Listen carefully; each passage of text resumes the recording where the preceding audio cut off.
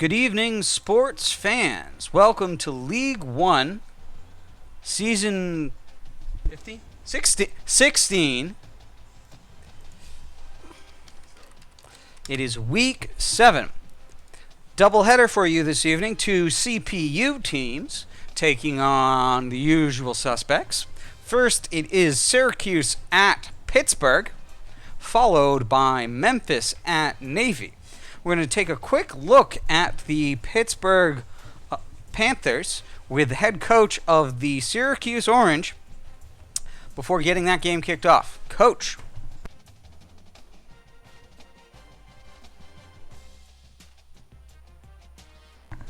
Hello, sports fans. As Coach Ninja just painted the picture, we will illustrate Pittsburgh's team.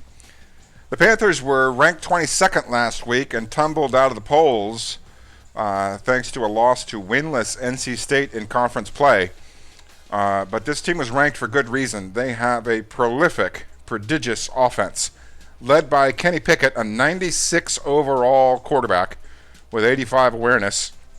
He has an 11-2 touchdown to interception ratio and a healthy 137 rating on the season. He's got almost 50 yards a game. He's not a statue with 79 speed, so he will make good decisions, and some of them may come on the ground.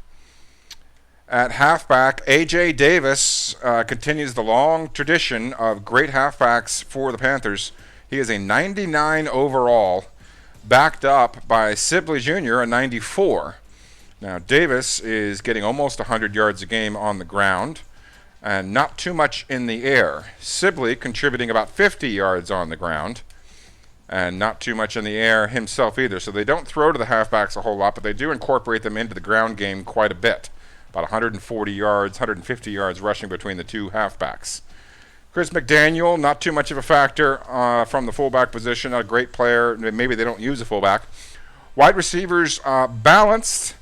They've got some athleticism at important positions. Their leading receiver has a 94 speed.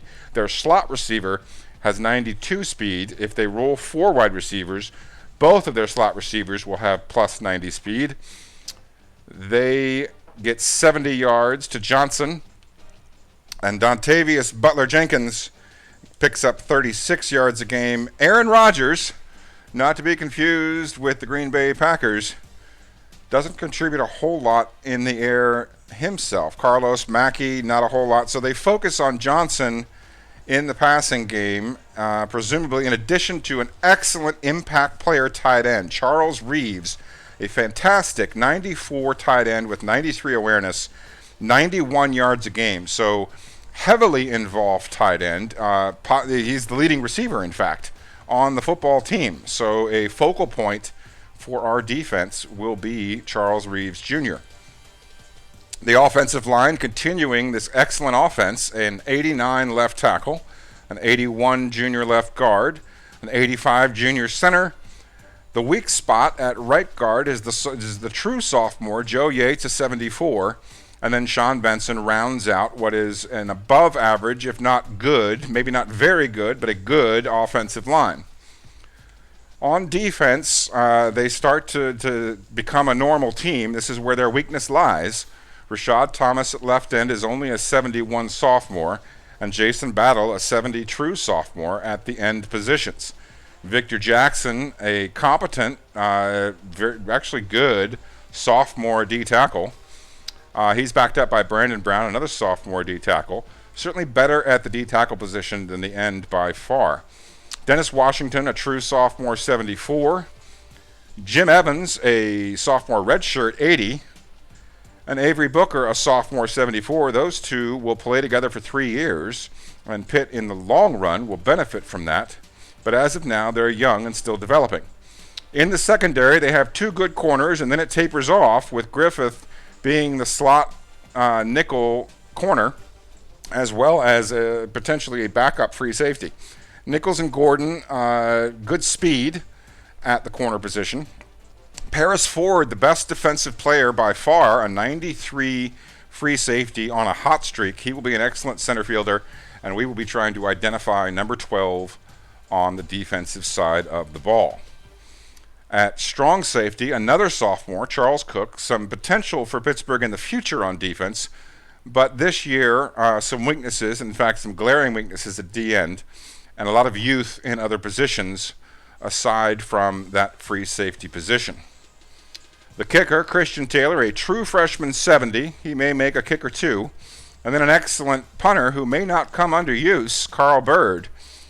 But this is an offensive powerhouse, a very human defense, and they match up really well in terms of being potentially dangerous.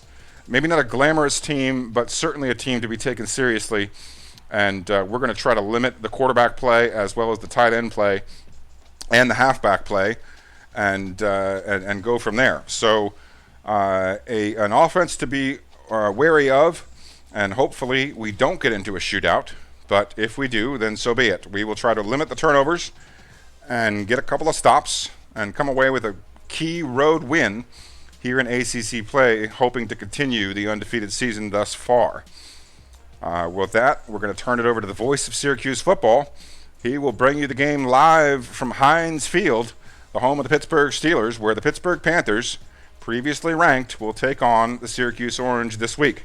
Immediately following that game will be the second game of our doubleheader, where you will see the Memphis Tigers, a consistent bowl team and frequently ranked team, taking on your Navy midshipmen. Stay tuned for that following this football game. But in the meantime, we'll get underway and we'll turn it over to the voice of Syracuse football.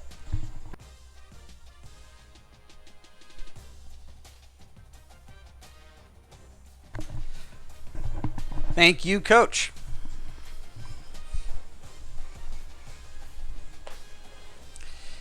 Indeed, Pitt looking like a productive offense and a defense that may have difficulty. You can see there in the ratings, 99 offense, 78 defense. Syracuse Orange, 99, 99, 99 across the board.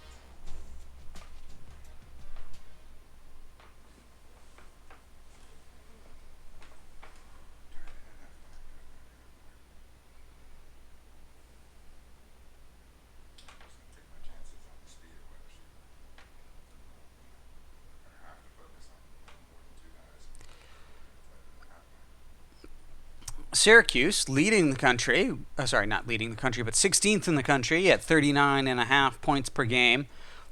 Pittsburgh not too far behind them at 34.5, but ranked 37th to their 16th. Both teams with 400 and some odd yards, closer at 28th and 31st. It is the defensive difference where Syracuse is number one in points against and yards against, and Pittsburgh is at 28th and 36th. And they are 28th against the pass, but 70th against the run. Could be an opportunity for the running game today for Syracuse. This will be a test for that defense. The defense has been the story because the offense is fluttered. The defense has been the story, but they're going to be put to the test today. Few visiting prospects here for the Pittsburgh, including a 5-star tight end, Calvin Dunbar. And it's a bright sunny day here at Heinz Field in Pittsburgh, Pennsylvania. Innovation that excites. Syracuse has passed every challenge so far, and as a result, this team Much to the chagrin of the Pittsburgh Panthers and their fans, the NCAA has prohibited the team from handing out complimentary cans of baked beans at every game. why you can't spend more time with them, and all you want to do is sleep. But you can't sleepwalk through a game. The intensity has to be there if you want to control your destiny for the national championship. That's going to do it for us here on the pregame show. NCAA Football 14 action coming at you right now. Fred Nessler and Kirk Herbstreit. Because in either game, life or football, the margin for error is so small. I mean, 1/2 a step too late or too early, and you don't quite make it. 1/2 second too slow, too fast, you don't quite catch it.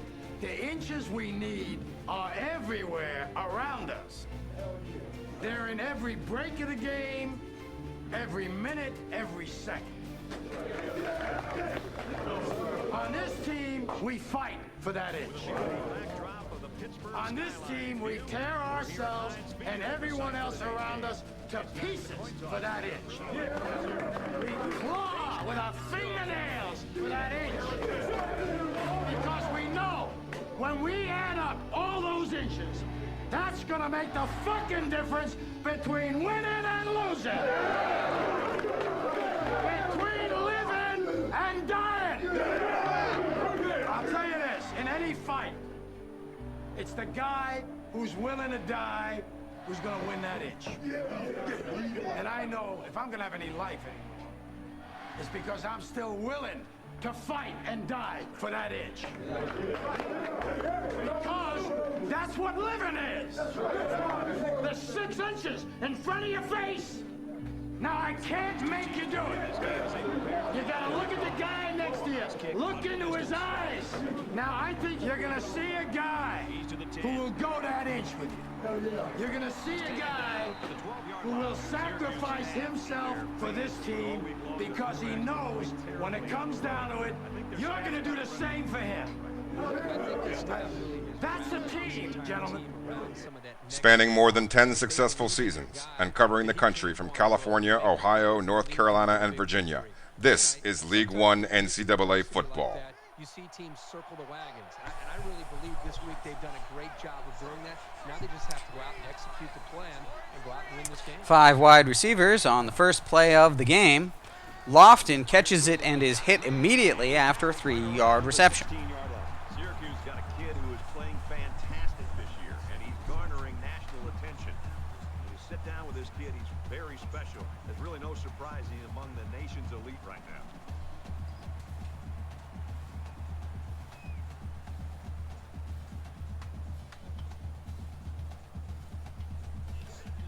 It's 2nd and 7.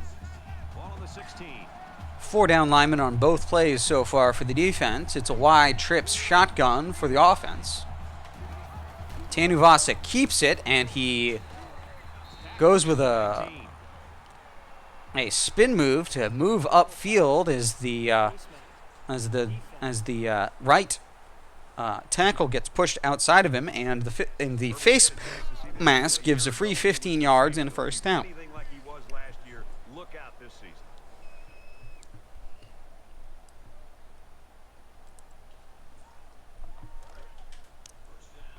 First down, 10 to go. Ball on the 34-yard line. The sub package in there defensively. And this 5 out. Tanuvasa scrambles out of the pocket. There's lots of space. He's down in the first. Slides down to the ground. Slides down, and there is a flag on the play. Check out the penalty.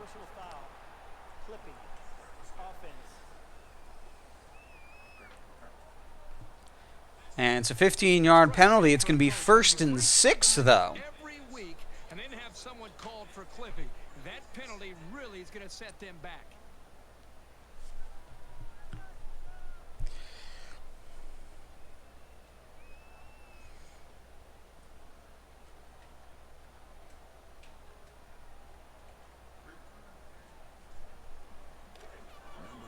From their own 38-yard line. First down. Tarkenton comes out in the eye. It's 3 down linemen and an over. And the handoff is to Metcalf. He gets 4. It's going to be 2nd and short now. Every coach's favorite down and distance.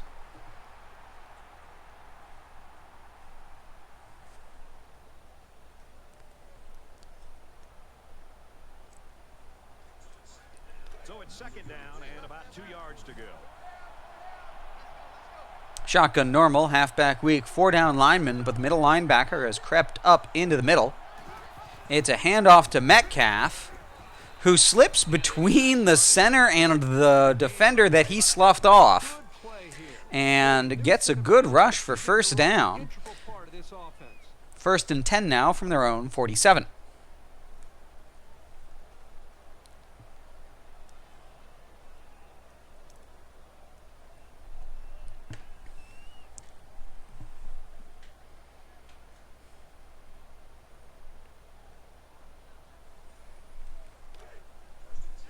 First and 10. Ball on the 47. It's a shotgun split offset. 3 wide receivers, 2 halfbacks in the backfield. The clock ticks down. Tanuvasa keeps it. And he's around the outside. He's running down the sideline. Safeties are closing and can't make it. And that is a massive 53-yard touchdown. There it is, an All-American.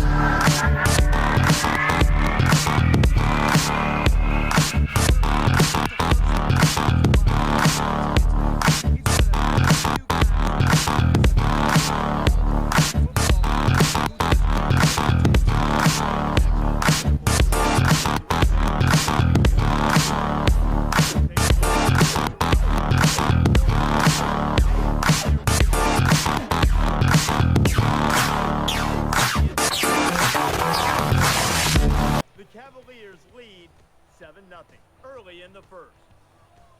Thanks, Reese. 7-0 game here.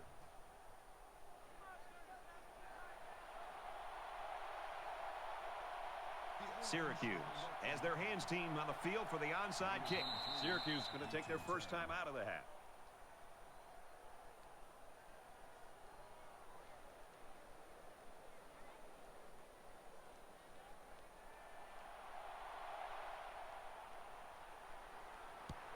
And he got all A bit trigger happy there, and it costs Syracuse the timeout in order to put the kickoff team on the field, and they get the touchback.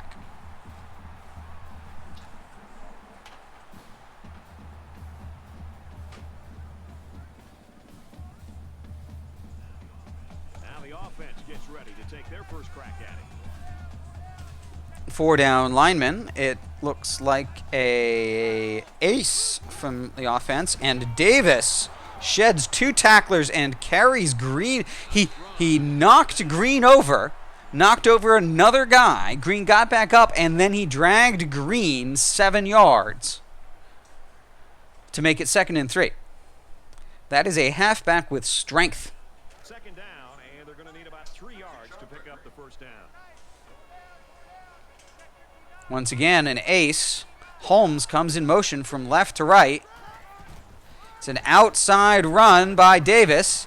Takes team tackling to take him down at 5 yards. First down on that carry. Yeah, a good job up front by the offensive line. They picked up some nice blocks to allow that back to get in there for some extra yardage.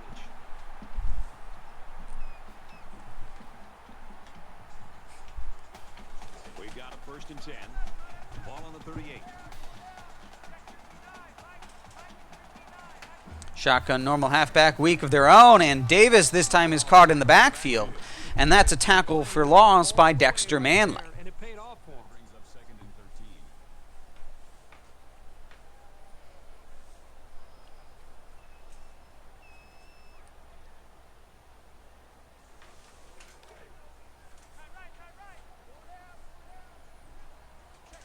Reeves Jr., the tight end, is lined up on the left. Pickett is under center.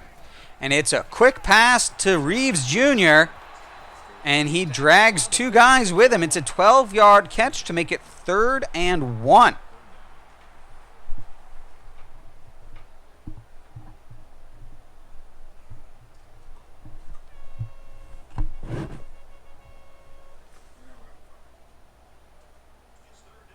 It's 3rd down, and this offense is about 3 feet away from that first down mark. And they send a goal line unit out onto the field, and it's an ace twin tight end. And Davis gets 1 yard, they call it, but they also call it short. It's 4th and inches, and from their own 47, Pitt is going to punt.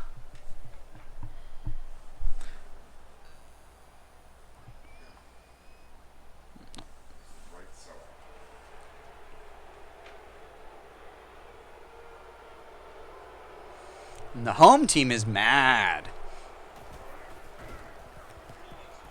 The He gets it away. This is a really nice play. And it drops into the end zone for the touchback.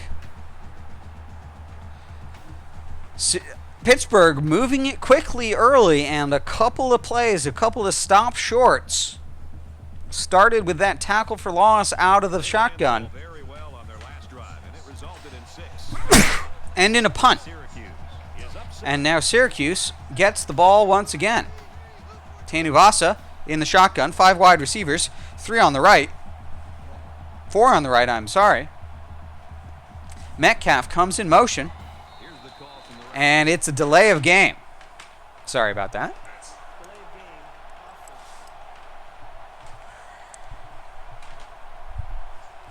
Possibly some miscommunication there. They can't get the play off, and it'll cost them a few.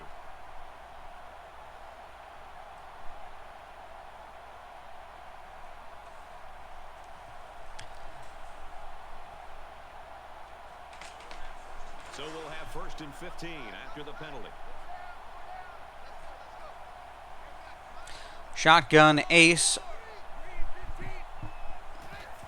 Tanuvasa waits under center. Schumacher with a 6-yard catch on the angle route over the middle. Effective passes are going to help the quarterback's confidence. That brings up 2nd and 9.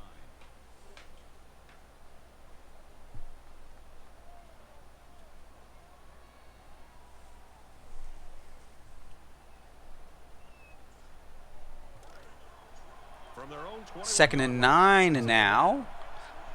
Just over halfway through the quarter. Tanuvasa scrambles out, He tries to buy some time. and he dodges around. He gets the defenders to overcommit, and it allows him to break outside for the first down. Syracuse got a guy behind center that can really do it all, Herbie. I mean, he's a dual threat. He can hurt you with his feet and his arm. With this guy, it's PYP. Couple extracurricular activities. The late hit outside that the refs just don't seem to like to call in the NCAA.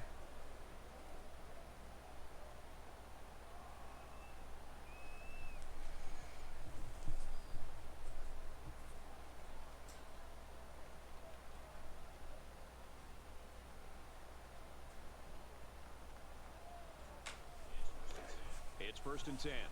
Ball on the 33-yard line. Syracuse is up a score.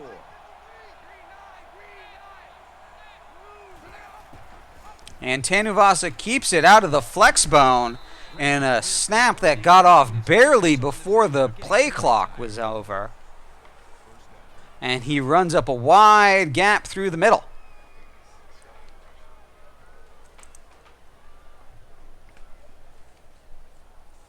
First and 10 now from the 48. From their own 48-yard line. 1st down. And Tarkenton comes out in the eye.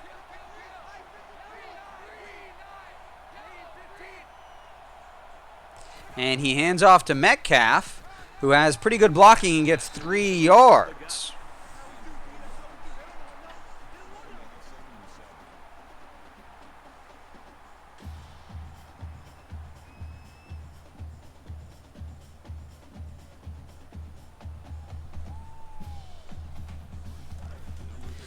It's 2nd and 7 now. It's 2nd down.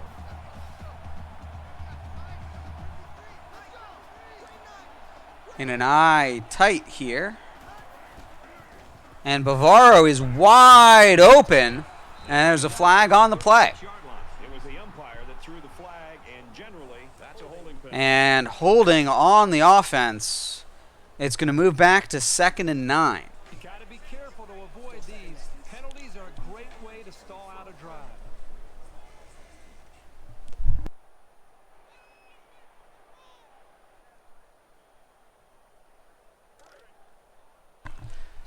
It's a 2nd and 9 now as Tanuvasa comes back out in the flex bone.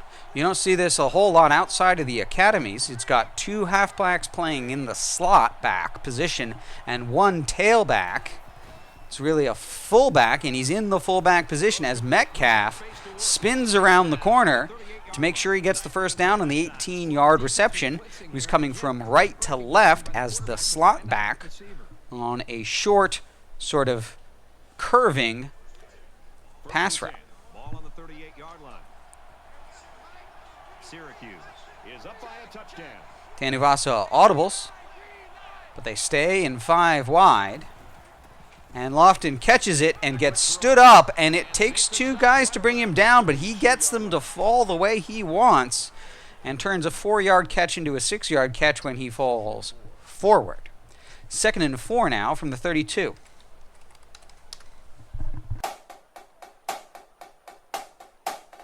So it's 2nd down now. 4 yards to go to first.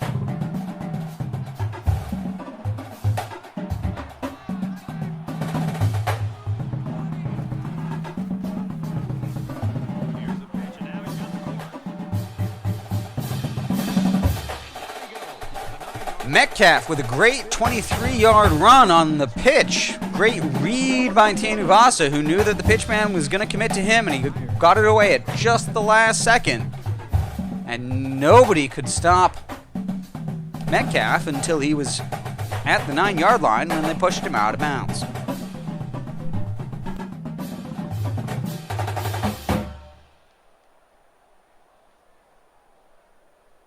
It's first down, and they'll be looking for 6 points here.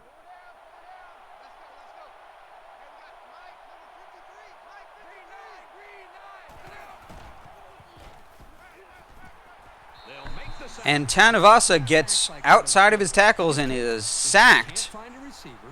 for a loss Throw the ball away. before he can get the ball away.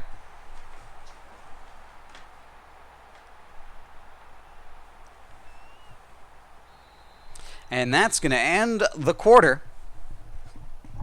7-0 Syracuse. Both offenses trying to find their rhythm in that first quarter. Low scoring and close right now. The Orange lead. So far, Pitt has only had 1 possession, and that's the way that the Orange like it.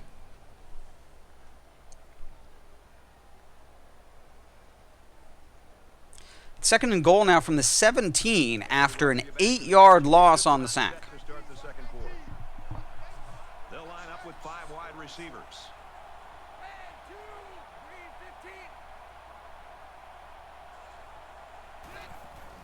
Tanuvasa scrambles out of the pocket. There's lots of green space. Runs with it, and he's got room. Run blocking helps, and it's a 17-yard run.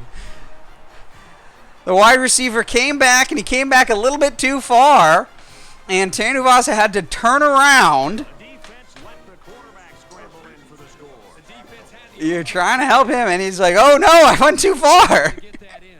and he's like, "Gotta make that right hand turn for the touchdown." It's 14-0 with the extra point. Syracuse. When the East is in the house, oh my God. When the East is in the house, oh my God. When the East is in the house, oh my God. When the East is in the house, oh my God. When the East is in the house, oh my God. When the East is in the house, oh my God. When the East is in the house, oh my God. When the East is in the house, oh my God. Oh my God. Knight gets set to kick this one away.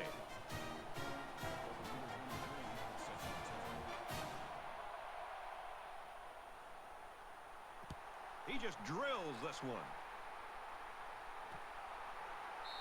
And it goes into the end zone, down for a touchback.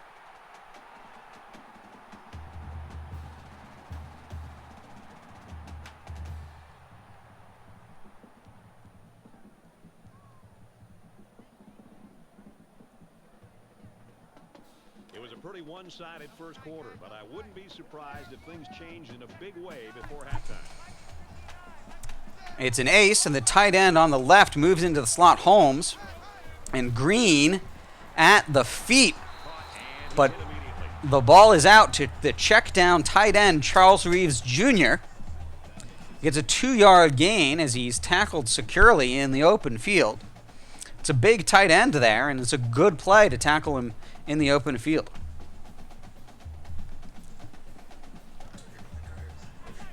Second and 8, ball on the 27. Shotgun normal flipped, looks like, and it's a handoff to Davis, who gets spun in the backfield but gets free, and it's the safety coming down that tackles him for a no-yard gain, they call it. Davis not up to his head of speed. He got hit by a safety in the open field coming at locomotive speed. It's third down, 8 to go.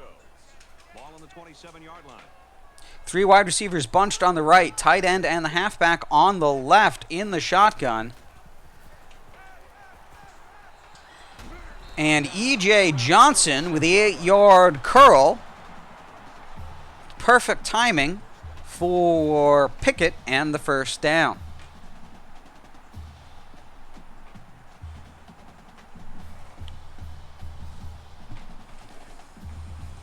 From their own 36-yard line, it's first down. They return to the ace, 2 tight ends, and once again, Holmes comes in motion from left to right. It's handoff to Davis right up the middle, and he's got a gap, and it's the safeties that close in to stop him after a 6-yard gain, as there was excellent run blocking on the first and second layers.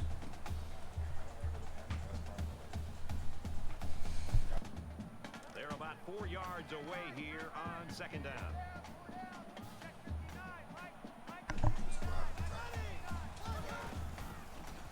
Reeves Jr. out in the flat, 8 yards and a first down, as the heavy blitz gets tied up in traffic.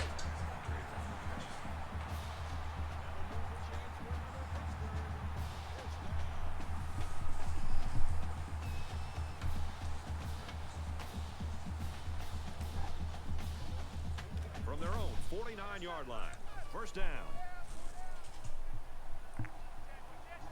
3 wide receivers on the right, no tight end. Plenty of time. And I believe that was Scoop Bradshaw with the hit just after he catched it to knock the ball loose. Oh, I'm sorry, that was Hudson.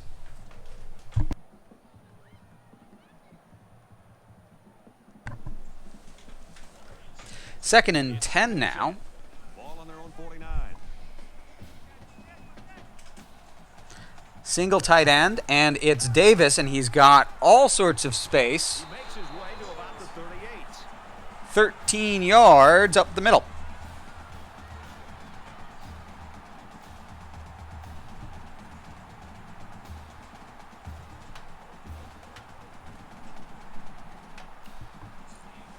This is the 8th play of this drive. First and 10 now. Reeves and Davis on the left. Reeves comes in motion from left to right. And Davis tries to go inside, bounces outside, and the safety comes down, keeps it to a 1-yard gain.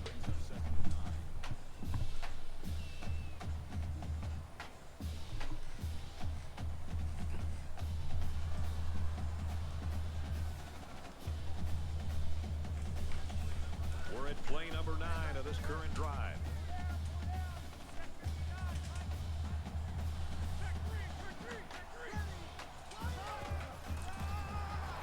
And it takes 3 men to tackle Davis, but there's a flag on the play. And they call a face mask on the defense. It's a 2-yard gain that goes for 17 with a face mask. And the defense gives up some free yards to the offense. You know, penalties can ruin a team's chances to win if they commit too many.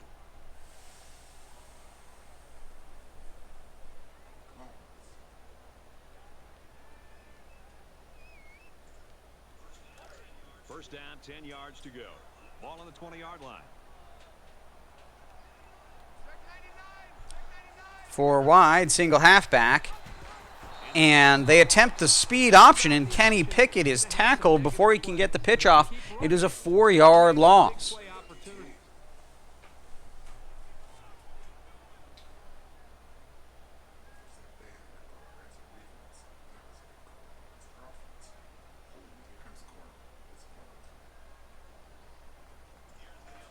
Here's the 11th play of the drive.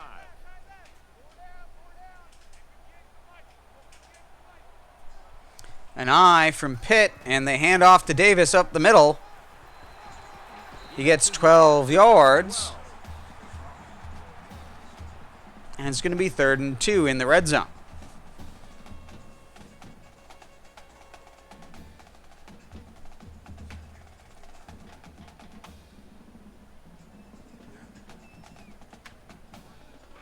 We're at the 12th play of the drive.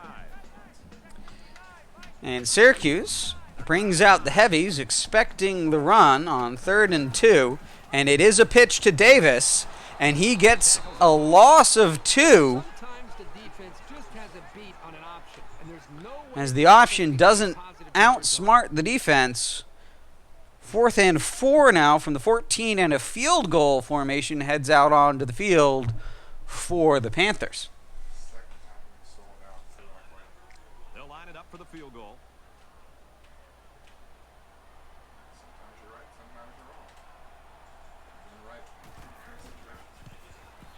And the kick is good. It's an 11-point game now with 4 minutes, 5 seconds remaining in the half. Yes, I do. Everyone's all lined up and ready for the kickoff. Sends it safe. Schumacher deep in the end zone, and he's just going to let it go.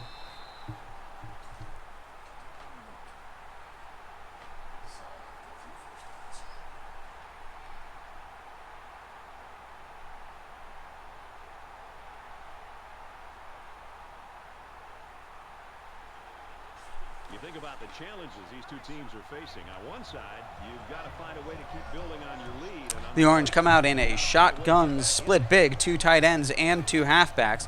Tanuvasa keeps it. He's outside. He's got great run blocking. he's at midfield. This might be back-to-back games with a single play drive. Touchdown. Big. Tommy Tanuvasa with a 75-yard touchdown run. By the power of Grayskull.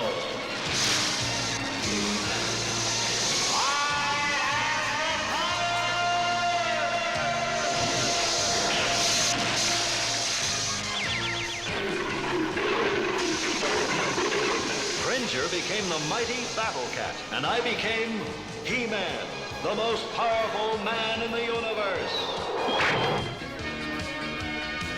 Only 3 others share this secret. Excellent kick. Knight puts it through the uprights and the end of the end zone. This one's going to be down in the end zone for a touchback. Pittsburgh has the ball back. They just scored a field goal less than 10 seconds ago. But a single play drive puts their offense back out on the field. We've got a lot of football left, but I got to say, this one is teetering on the brink of a blowout. Handoff is to Davis, who gets tackled for no gain. Yard line. Safety comes down and finishes the job. He was hit and slowed in the backfield, but not stopped.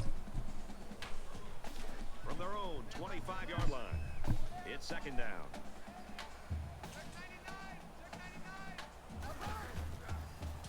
Reeves Jr. out in the flat, 4-yard and rolled over out of bounds. Excellent tackle out in space.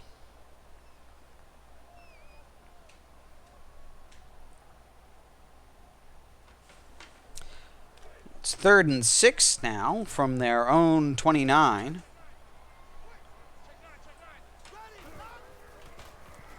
And Pickett He's got to throw it in a hurry.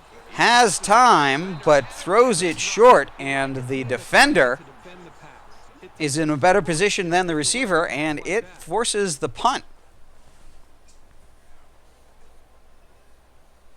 From their own 29-yard line. Indeed, that is a 3 and out for the Orange.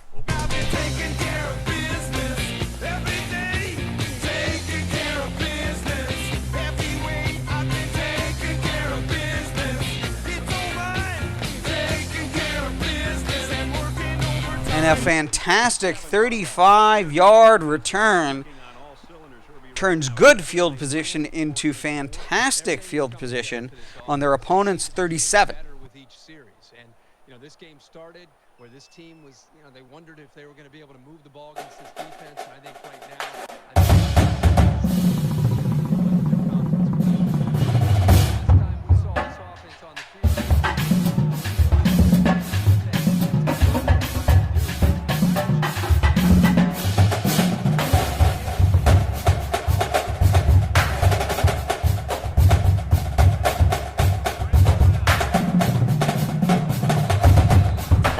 didn't like the look, went to the check down man after he got in separation. It's a 6-yard gain by James Loftus.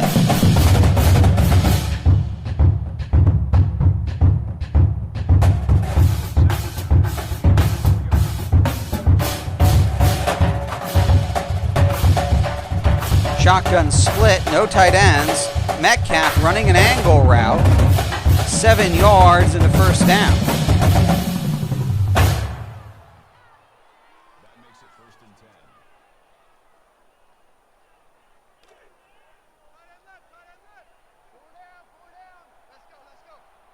10.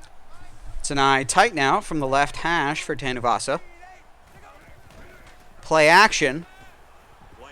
And he scrambles. He doesn't like any of his options. He gets a 4-yard gain and goes out of bounds.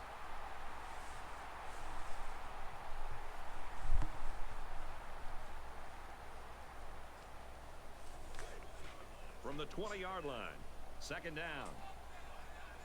5 guys will be out in the pattern as they're in the shotgun.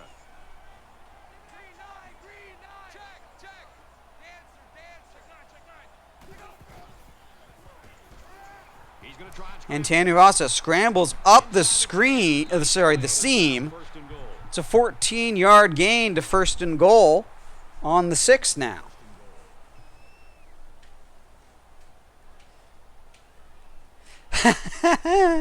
Indeed, he is the speed sweep all by himself there.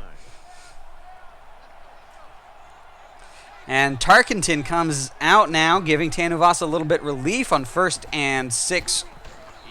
And Metcalf gets stopped for no gain when the defender comes around the side.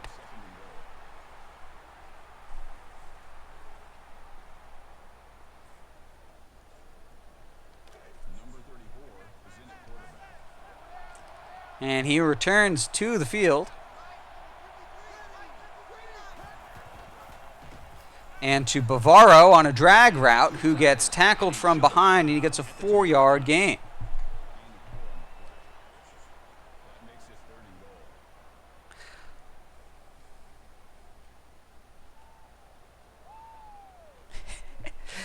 Wow, we appreciate having you, Germany. It's good to see you again, with the new nom de guerre, as it were.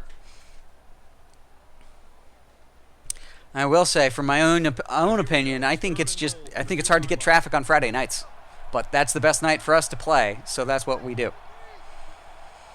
3rd and goal now from about the 2. Tanuvasa doesn't like it. He's scrambling out. And he slips a tackle and leans over like Charlie Chaplin leaning into the wind, falling forward into the end zone.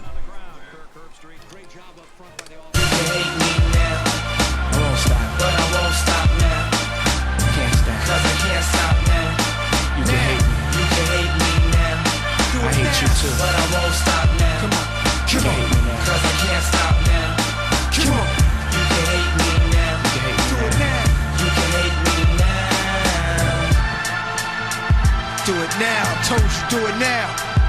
Let's go. Well, we're happy to have you for whatever time you've got available. We know it's a long stream, but we enjoy having everyone who shows up. As there was a little bit of a scare there, as now you see the injury report for Tommy Tanuvasa with a bruised knee, and will return soon. Fortunately, soon might not even be this quarter. Not if the Orange can help it. Ahead, 28-3. Admittedly, as the New England Patriots will tell you, this is a dangerous scoreline. Or should I say the Atlanta Falcons will tell you, this is a dangerous scoreline. But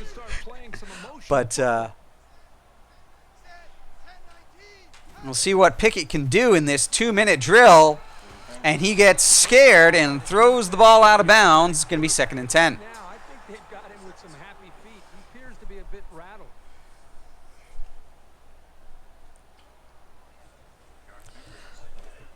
Second down, 10 yards to go. My stats man over in the other booth is saying he's doing up the numbers, and the Orange might have more points than plays, as Aaron Rodgers, Aaron, as he is known to his friends, Gets 9 yards. He's the 4th wide receiver for Pittsburgh, I believe.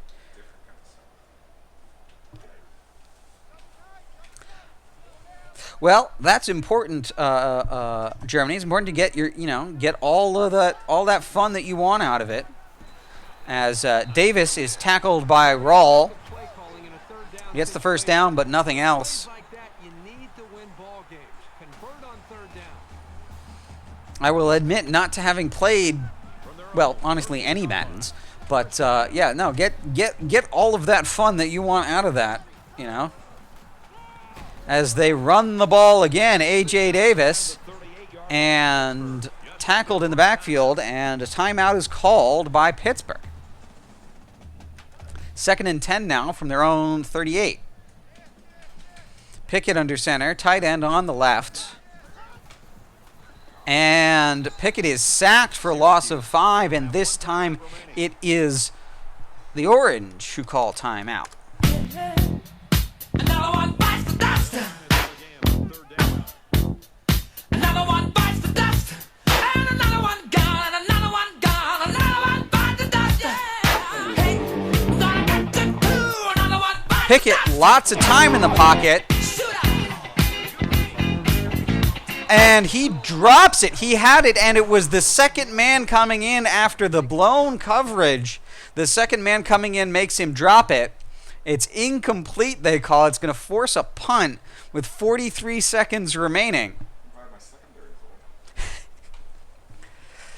A little bit of some bacon out of some fire there, thanks to the help of the secondary. Schumacher on about the 16. He's trying to cross the field. He's got some good blocking. There's a flag on the play, and he gets tackled. At the 47, flag down, and I'm not sure when it was thrown. Let's find out. Coach on the sideline mad about not getting the offsetting penalties for the face mask. It's going to be 1st and 10 from their own 20 with 30 seconds remaining. One timeout. From their own 20-yard line. It's first Tanuvasa comes back out. with a big advantage.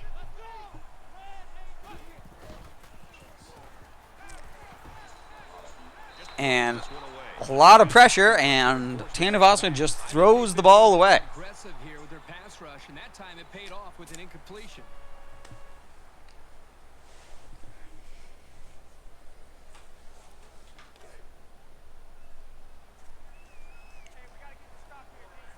A quarterback in the gun with 5 receivers. Tanuvasa scrambles out. Allworth with tons of space, and it's a 32-yard gain in between the zones. Just dropped it right in there. And when an offense at this level knows that there's pressure coming, they can make the proper adjustments and then put those wide receivers in one-on-one opportunities against the defense. And Allworth once again, this time 19 yards over the middle. Yes, yes, Germany Galaxy. I play quite a lot of D&D role-playing games, and Tanuvasa with the spike at 14 seconds.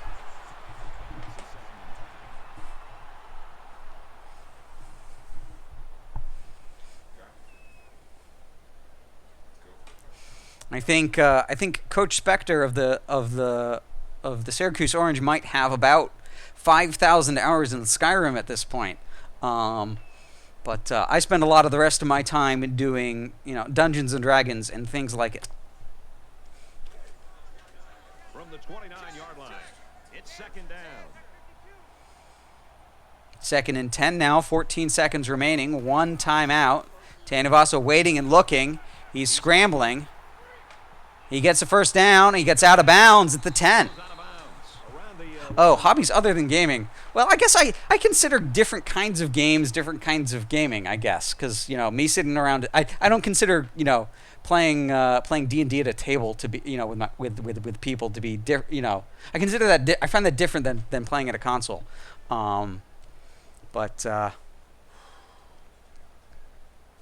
Yeah, 6 seconds from the 11-yard line. Tanuvasa on the sideline with some of his wide receivers taking a breather.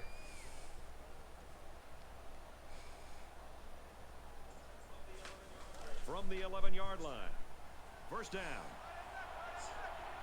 Syracuse comes to the line. They got a big advantage in this one. 5 wide receivers, 6 seconds.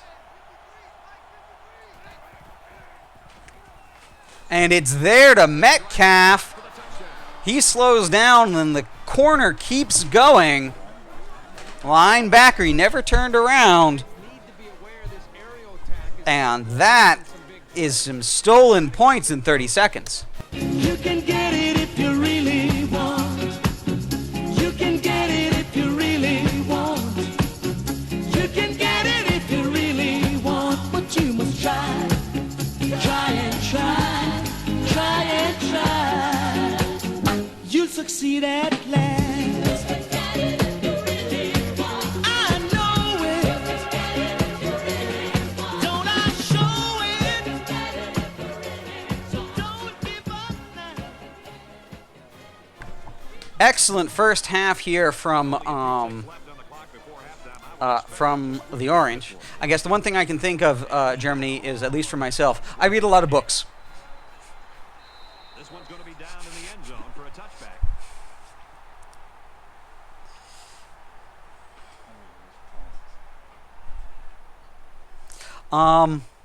I do not know Mr. Hurricane. Do you know Mr. Hurricane as somebody who does NCAA videos? Things are on the verge of getting out No. of hand. We are evidently These what? next few drives are going to go a long way. No, we are. He's a YouTuber. Okay, I figured it'd be YouTube or Switch or something like that. No, he is not someone either me or Coach Spectre are familiar with. We've reached halftime, folks. But stick with us, because you just never know, do you? Syracuse got a huge lead.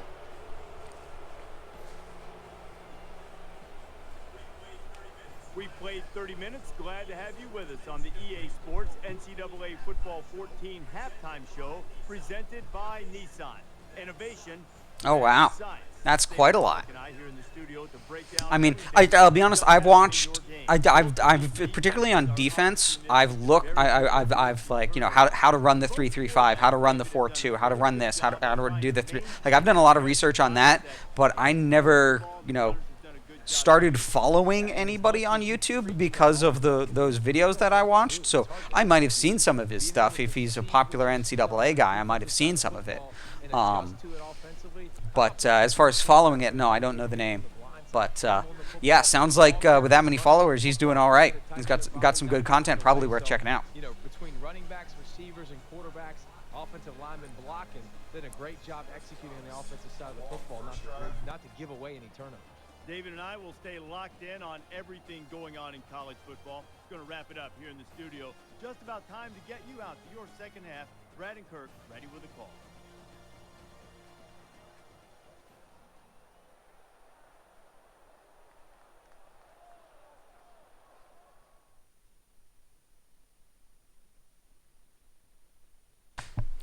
And a little bit of a look here at the halftime stats.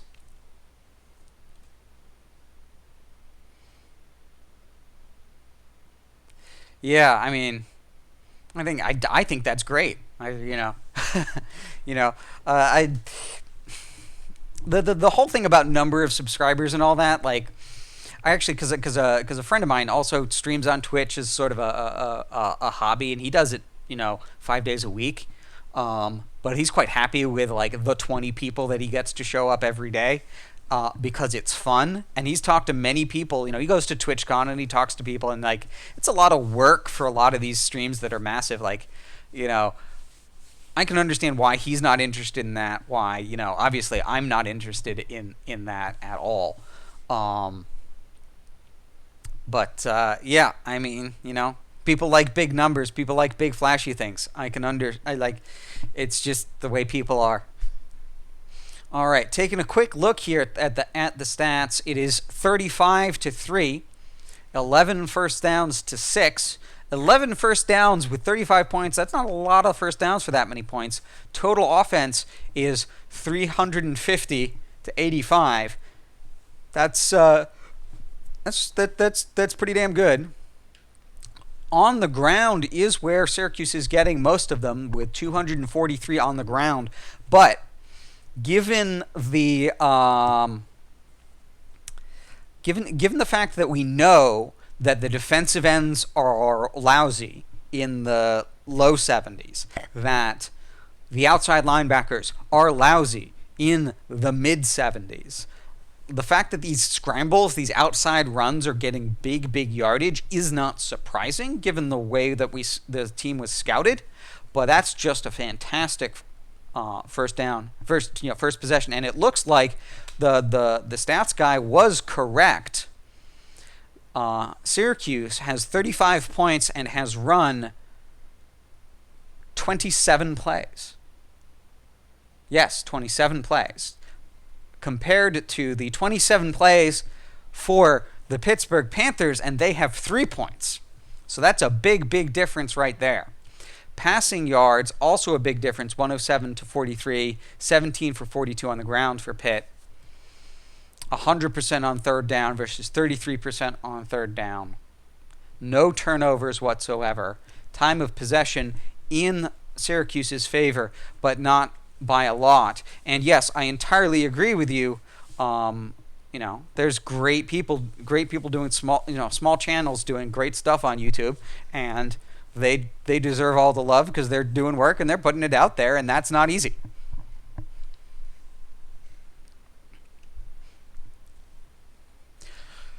Looking at some individual stats here, Tommy Tanuvasa has a rating of 202 because through the first half he has 10 completions out of 11 attempts for 107 yards, 1 touchdown, 90%, and a 10.7 yard average. Pickett, on the other hand, is 6 for 10 out after going, I believe, 5 for 5 to start. He's dropped off as he's had to go farther downfield, and he's got a 96 rating with a 7.1 yard average.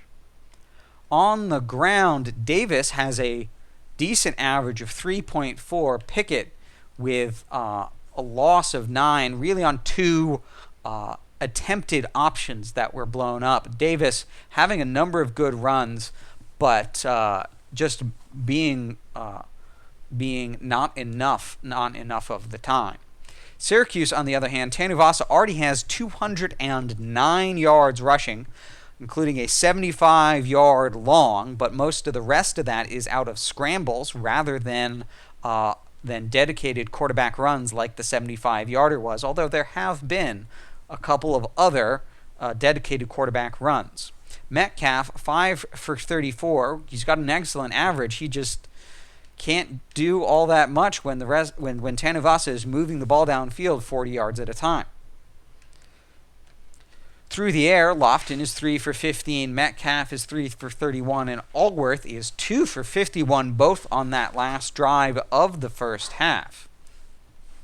Bavaro 1 for 4, Schumacher 1 for 6. Pittsburgh, on the other hand, Reeves Jr. leads with 26 yards on 4 catches. He is the tight end. He's fantastic, and there's a reason that he's their number 1 receiver, and he's their number 1 receiver this game, but also the scouting report said that, so the defense has been playing to Reeves on passing plays. Defensively, Torres, the strong safety, leads the way, and that's always dangerous when your safety leads the way on your tackles, and then it's the right outside linebacker and the free safety. Defensively for Syracuse, Roll, the free safety, leads in tackles. Manley, the left end, and Fletcher, the middle linebacker, backing him up. Tackles for loss by Manley, Thomas, Green, and Ball.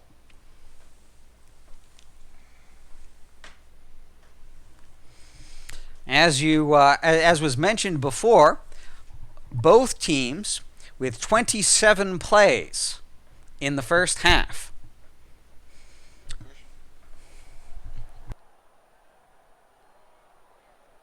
Really a lopsided ball game as we're just about set to start. Pittsburgh, however, beginning the second half with the ball. And he got all of that one. And Davis with the knee.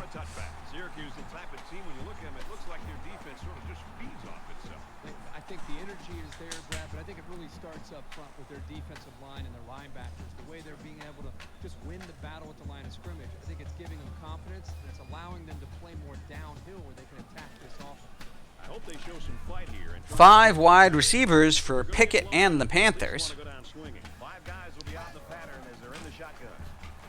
And it gets catapulted like as he's horizontal to the ground. Looked like they had a chance to bring him down for the sack, and somehow he's able to That pull was the ball away. miraculous. As now they bring a halfback onto the field. It's 4 wide and a back. Ball on the 25-yard line. On 2nd and 10 from their own 25, it is a screen, and it's just thrown way out of bounds by Kenny Pickett.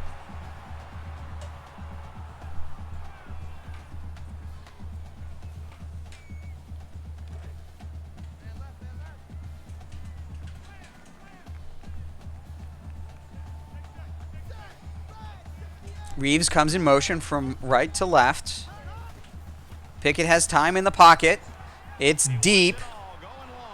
And double coverage and Antrell roll makes the deflection.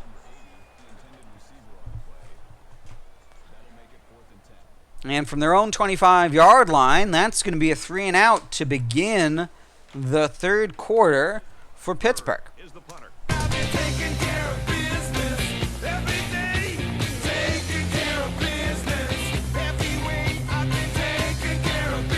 Good punt coverage limits Schumacher to a 10-yard return. The Orange are going to start on their own 35.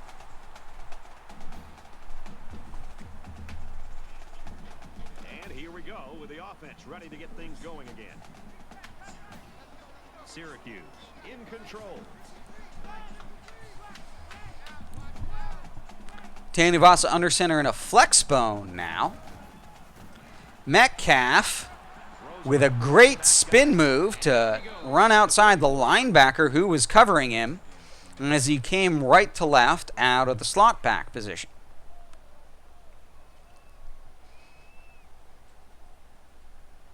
First and 10 now from the Pittsburgh 44. From the 44-yard line. First down.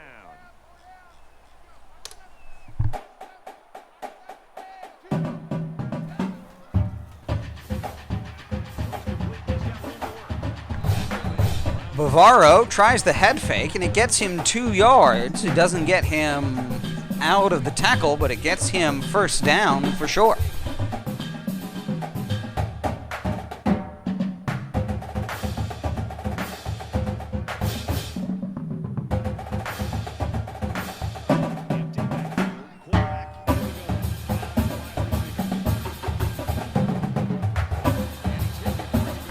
Lofton with a great catch. The defender made a heads-up play to dive for him from behind right after the cut.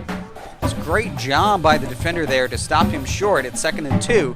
It's now every coach's favorite down and distance. Tanuvasa comes out in the eye against 4 down linemen, 3 linebackers.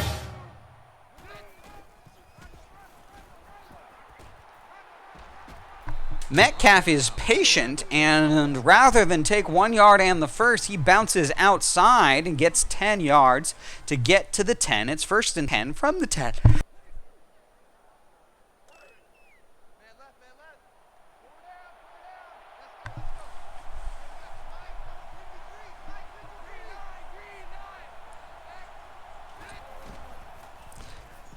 Tanuvasa checks down to Wycheck, who catches the ball and dives around the defender on him for 4 yards. Indeed, Blitzkrieg. Let's go Orange. They are at 2nd and 6 from the 6, and they're up by 32 points. So they've done okay so far. It's 2nd down, 6 yards to go. 6 yards to the end zone. Syracuse. 5 wide receivers on 2nd and 6 now. 4 down linemen in a dime. Tanuvasa scrambles out. And from the right hash, he's got plenty of space as the defenders drop into zones. Surprised these guys to see the run coming at them, but they just couldn't stop it. Might.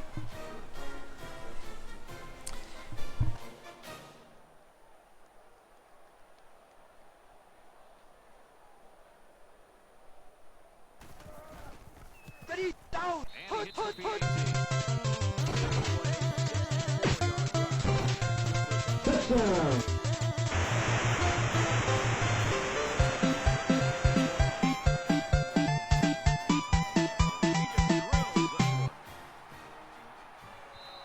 Syracuse coaches just got to be happy. I'd love to coach a kid like this. Oh, I think these coaches love to coach a guy like this, and another great performance by him individually and for this offense.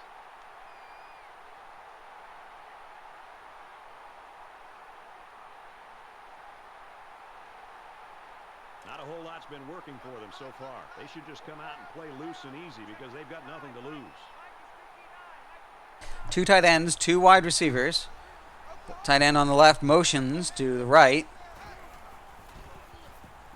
And Butler Jenkins Quick out to his receiver. is hit hard after the 26-yard catch. Going to the air on first down. Biggest play of the day for Pitt. His legs fly out from under him.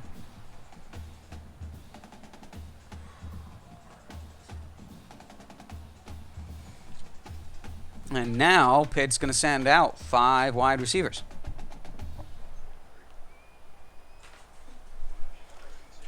It's 1st and 10. Ball on the 49. They'll spread the field with 5 wide. And a quick throw. Mackey is stopped after a gain of 3 as he hits the as Pickett hits the check down man, who then stumbles into the defenders.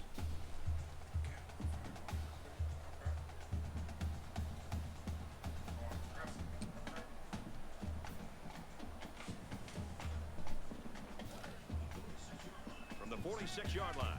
2nd down. They'll spread the field here. Let's see what the defense does with a 5-wide outlook. And Kenny Pickett gets another miracle ball away. Right now, I think they've got him with some happy feet. He appears to be a bit rattled.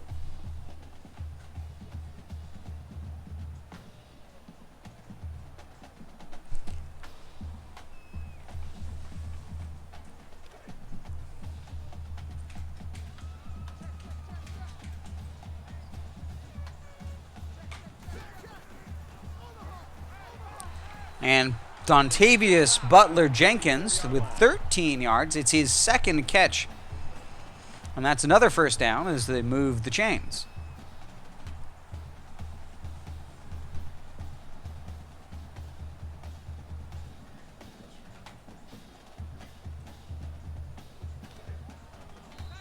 We've got a 1st and 10. Ball on the 30. And the defense doesn't get the personnel on the field. They call the timeout.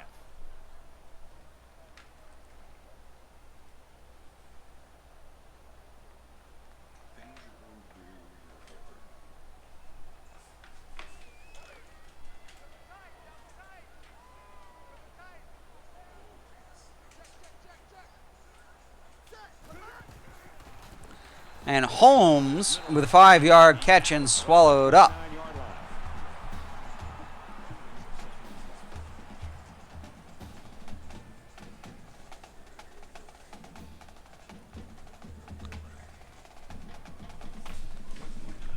From the 29-yard line.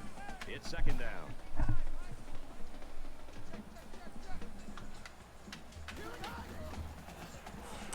Lets it fly. And the corner route to Mackey is wide open for 20 yards. And it's going to be Pickett's 2nd trip into the red zone. These days.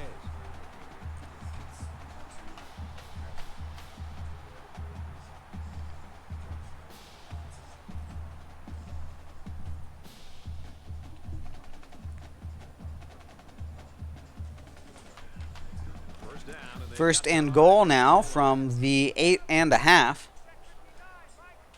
Davis is behind center and Pickett's underneath it. And the entire team tackles A.J. Davis, and he loses 3 yards. Loss of 2 yards on the play. That brings up 2nd and goal.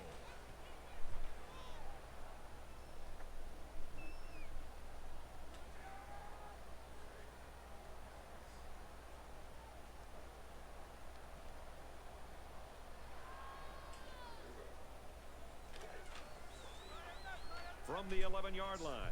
It's a 3-3-5, 3 wide receivers bunched left, and halfback tight end on the right from the right hash. Manley forces Pickett out of the pocket, He threw that ball so hard, I don't think anybody wanted to. and that's an incompletion as it hits the dirt.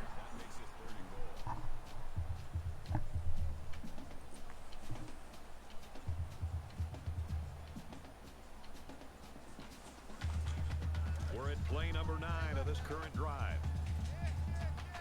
Halfway through the third quarter.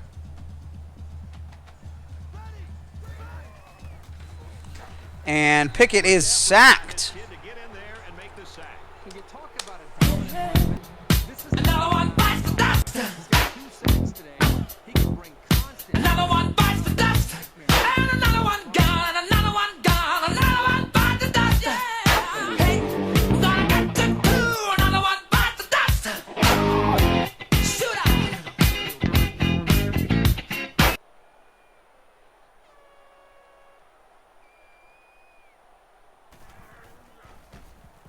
The kick is up, and it's good. Here's an update from the studio and Reese Davis. The battle for the Red River, Oklahoma and Texas. These two teams hate each other, getting close to the end of regulation. Reese, we really got a lopsided game here. They line up to kick this one away. Nice kick, plenty of distance.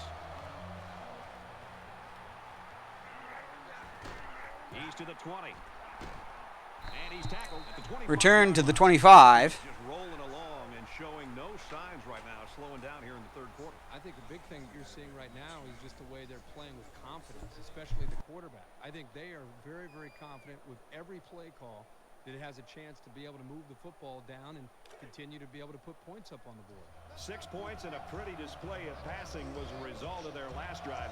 Kirk, do you expect the defense to take a different approach here? When this quarterback is on, he is on. It already seems like whatever this defense is trying. And Lofton, 31-yard catch as he was right between the zones and just moved around the overcommitted defender. A huge play. They were in position to make a play on the football. And he almost broke free. In their chemistry, they were able to overcome the tight coverage from the defense.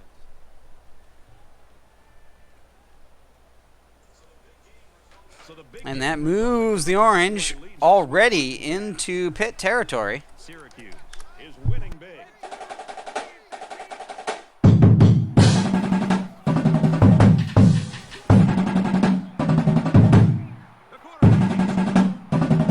And Tanuvasa with 6 touchdowns on the ground and breaks the school record in rushing yards per game.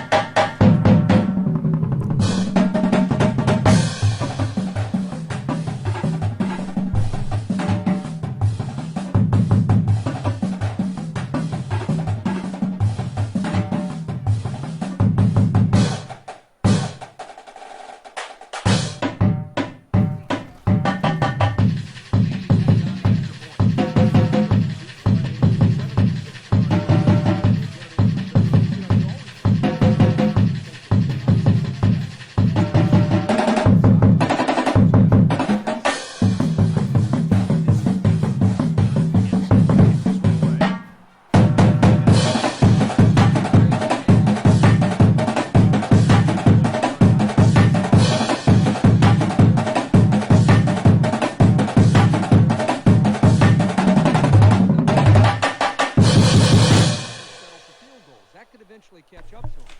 I hope they show some fight here and try to stay competitive. If you're going to get blown out, you at least want to go down swinging.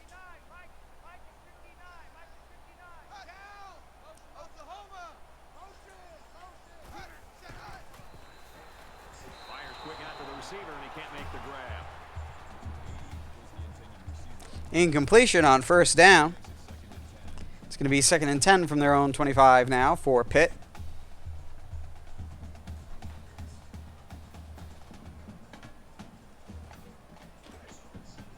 So it's 2nd and 10. Ball on the 25.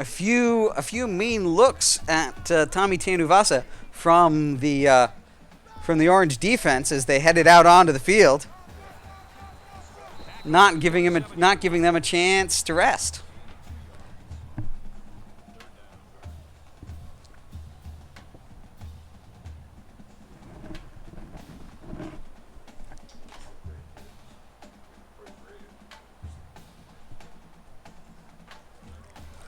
From their own 27-yard line. 3rd down.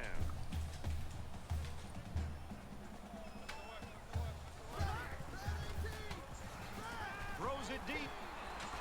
And Rogers in the basketball jump comes down with it. Who can make that throw, and the ones that can are playing on Sunday.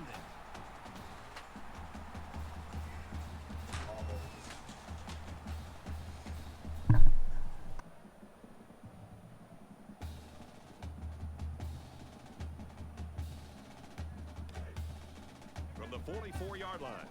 It's 1st down.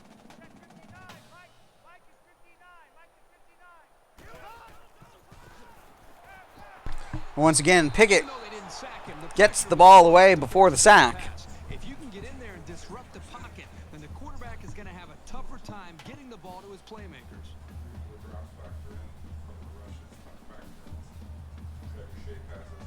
Yep.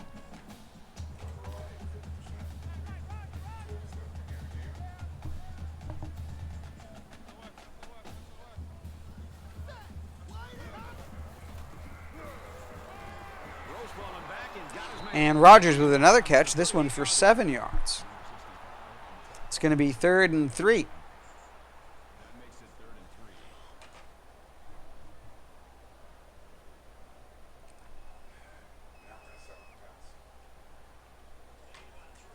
They need about 3 yards to get the 1st down here on 3rd down. On the left hash, tight ends on the left side. And they hand the ball off to Davis, who gets 13 yards on the ground when the defense was expecting the pass, down by 43 points.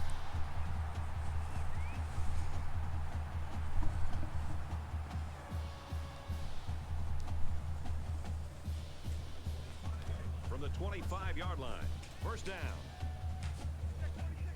The quarterback in the gun. Empty backfield. 5 wide receivers in the formation.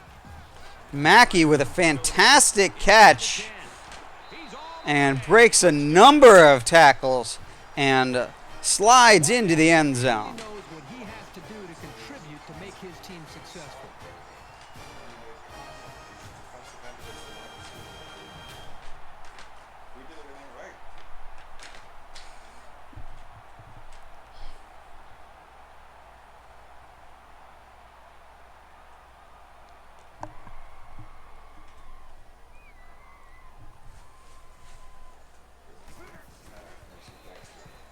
And he adds the extra No. point.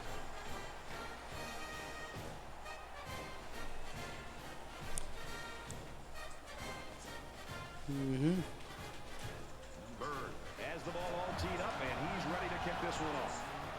Sends it sailing downfield. You know, I've been so caught up in these offensive players, the quarterback and the receivers, and what's happening on the field. I got to step back for a second and remind all of us what the job the offensive coordinator has done, preparing his team and calling the right plays to give them such a chance to play well.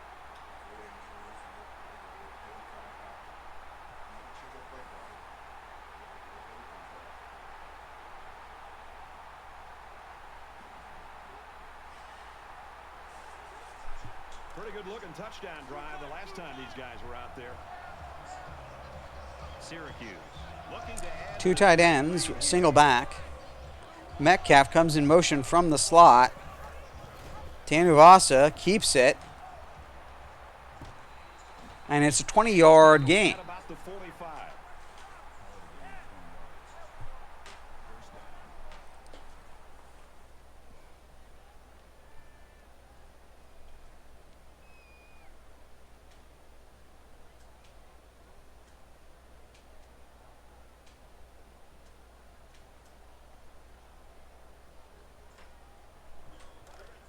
from their own 45-yard line.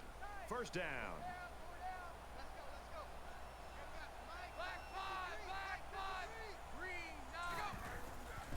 Metcalf out of the backfield, and there's a flag on the play. At the 45.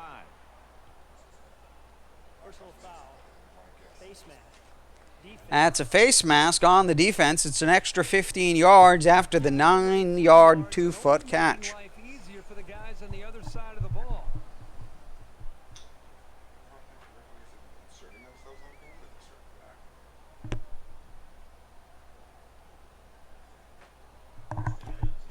First down, 10 to go. Ball on the 30.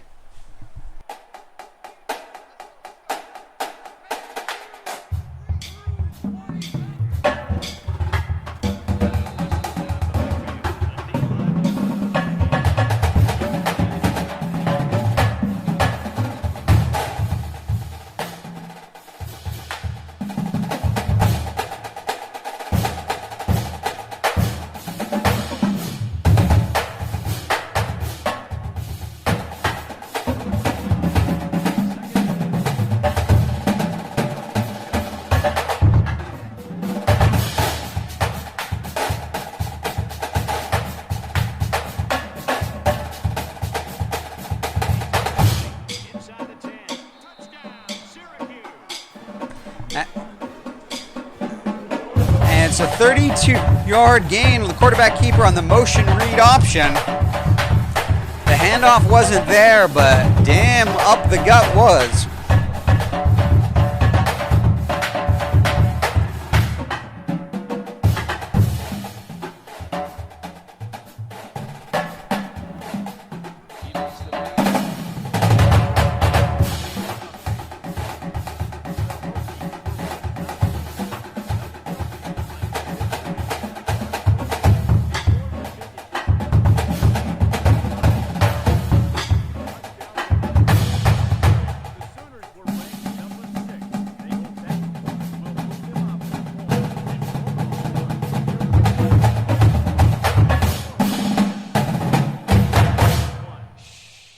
Thanks, Reese. Well, this one's not even close.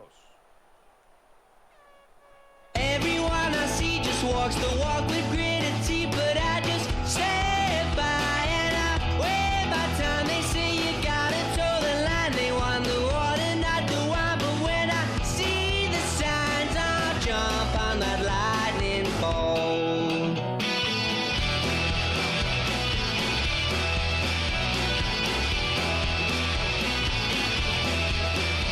I wonder if this offense could continue the flow that we've seen from the previous 3 series.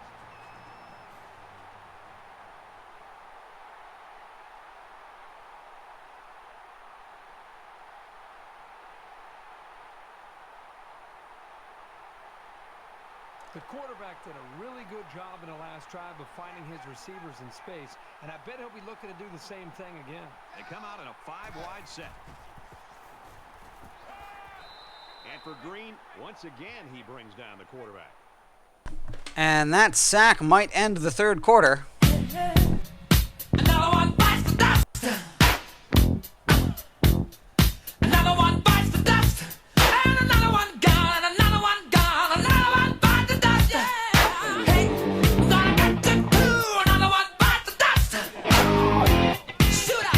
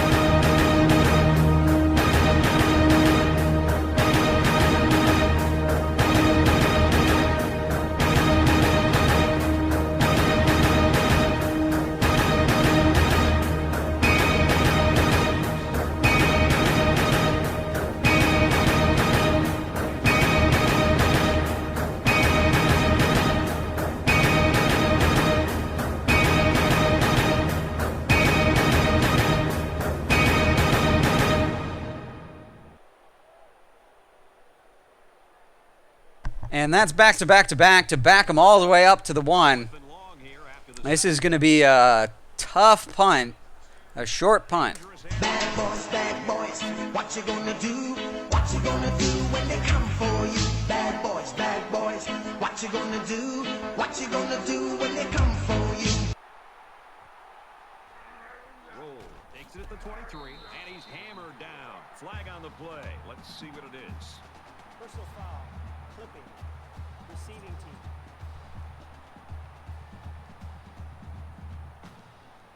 Might not have been the prettiest kick, but all you care about is the end result. And this is a good one.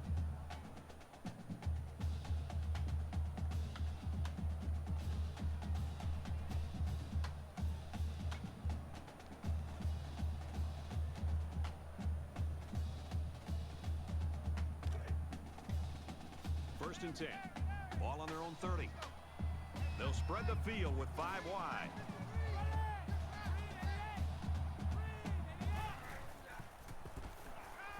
He's on the run, and he can't get away. And he loses 2 yards there on the scramble and right into a corner blitz.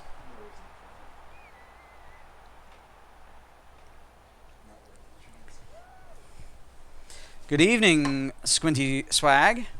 Thank you for joining us. It is the 4th quarter of Game 1 of our doubleheader. Syracuse is dominating the Pittsburgh Panthers. Coach Spectre, coach of the Orange, says he really likes your name, Squinty Swag. As we now see a shotgun halfback weak, Tanuvasa fades out of the pocket and goes out into the flat, and he gets 13 yards, but he looks pretty tired.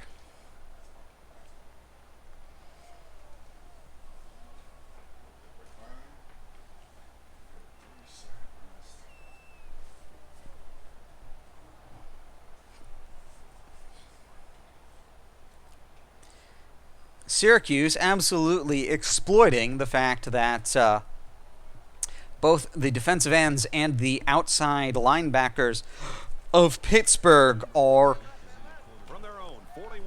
young and inexperienced. Tarkenton comes out in the Maryland I and allowing a lot of yardage on the outside run. As you see a 4-yard gain there by Metcalf, stopped by a solo tackle in the flat.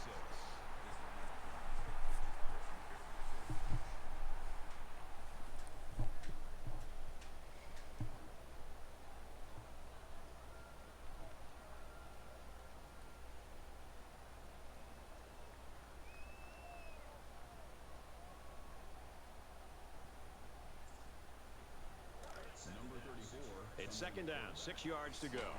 Ball on the 45. Flexbone here on 2nd and 6. And Tanuvasa sees the gap and keeps it 11 yards. That's quite all right. That kind of playoff loss, yes, is absolutely devastating. We'll pour a little bit out for your team, but you know, you learn something, and I know it's going to be until next season. But best of luck with the next season. It sounds like you've got good consistency there with the high school team. Tanuvasa scrambles out. He's waiting, and he doesn't see it, so he runs for 14 yards. Stepping out of bounds, making sure he does not get touched, and he's still pretty gassed on the sideline. 1st and 10 now from their 30. First down that they've picked up on this drive.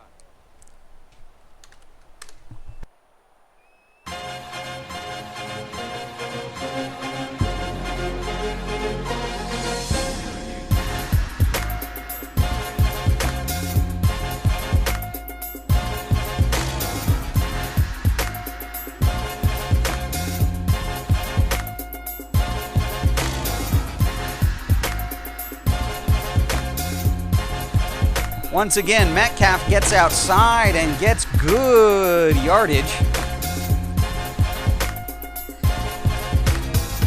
Yes, absolutely. Well, you know, they got 4 minutes and 10 seconds to see what they can do.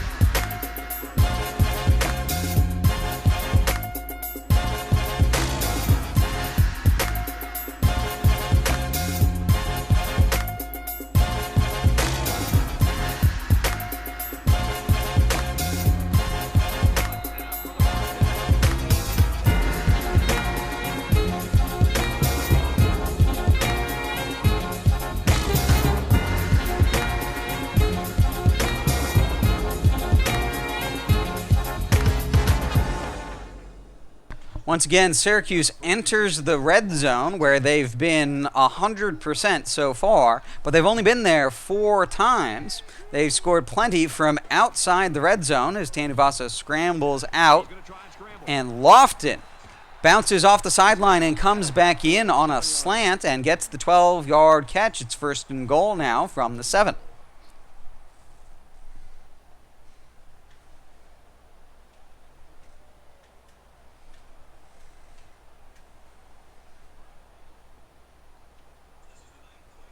This is the 9th play of this drive. Ace Twins now in the shotgun.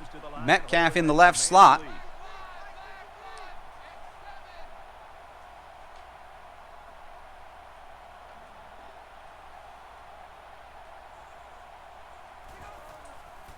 And Tanuvasa is chased from the pocket, but they can't run him down. It eventually is a 1-yard gain out of bounds.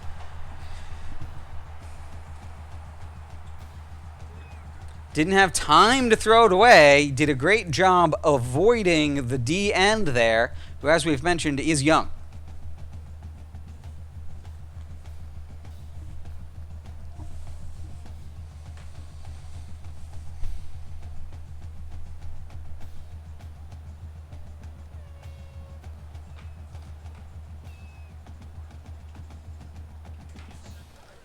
It's 2nd and goal.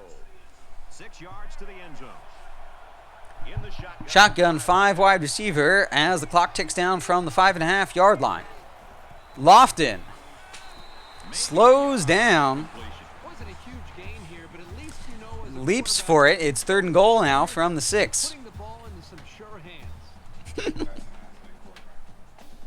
Yeah.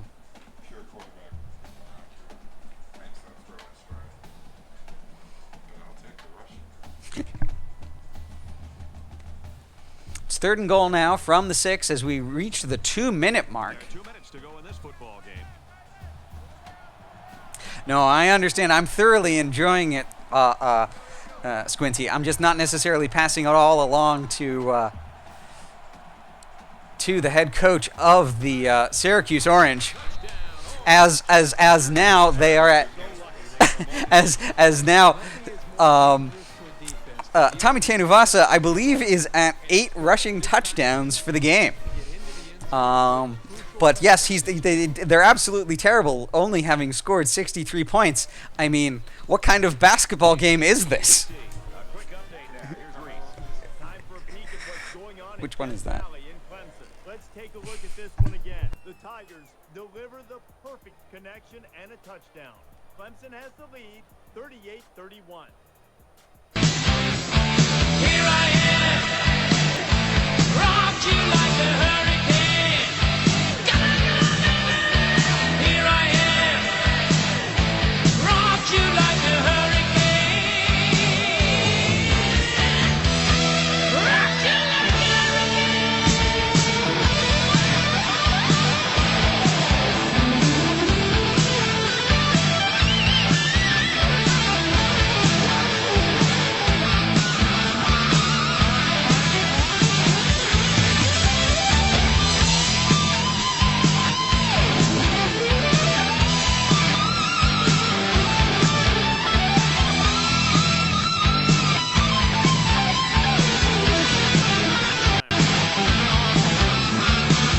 See some exciting plays.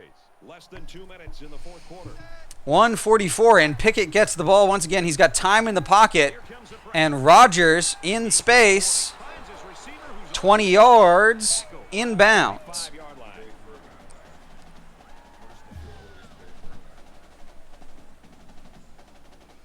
And while it has been a dominant performance by the Syracuse offense, it's worth noting that they haven't been long drives. They've been fast drives with big plays, including one drive that was one 75-yard run. So they haven't been keeping the Pittsburgh Panthers offense off the field. The Pittsburgh Panthers have a 99 offense with a 98 quarterback, a 99 halfback in Davis, who just lost a yard there, a 94 tight end who gets 100 yards a game, and an excellent crop of high to mid 80s wide receivers.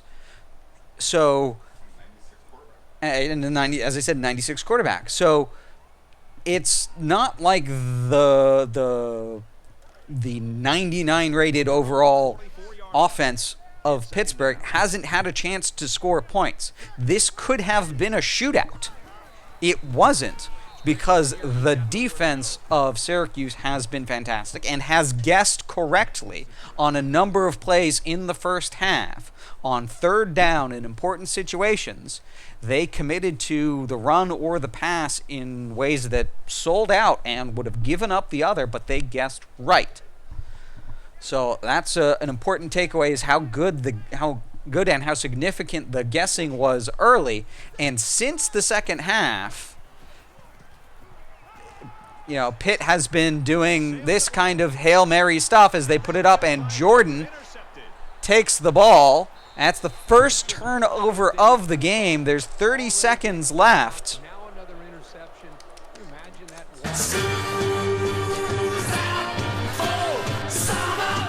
Yes, I am saying that Pitt's defense is absolute butt cheeks. I believe their offense is rated 99.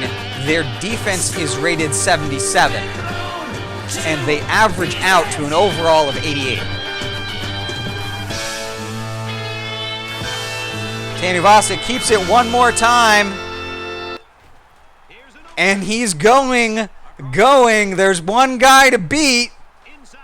He wants it. Oh, crap. Oh, my goodness.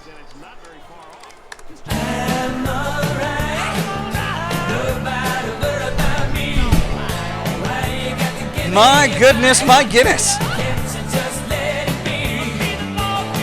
Tackle from behind and drags him the last 2 yards to get it across the thing.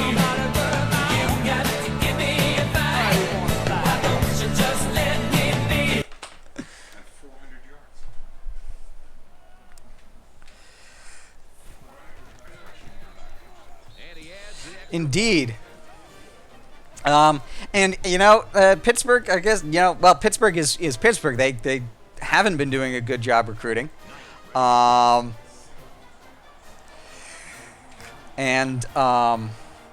yeah, CPU recruiting is lousy. That's why we restrict it so much. But that is just they've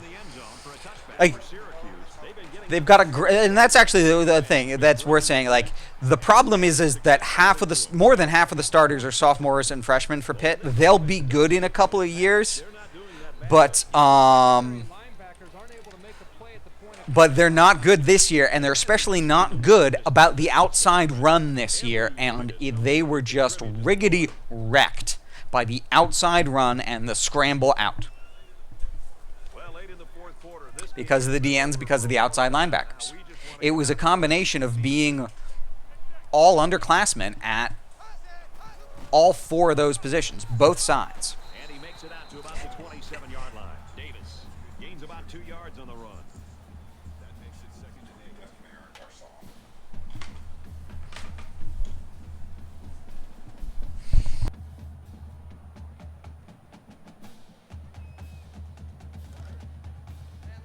It's second down. Maybe one more play here if they can get it. They do not. That's the end of the game. It is 70-13. Syracuse just dominates. As we've talked about, the defense for Pitt absolutely unable to stop Tanuvasa running outside. Play of the game there. That was a dominant performance by Tanuvasa and the Syracuse Orange.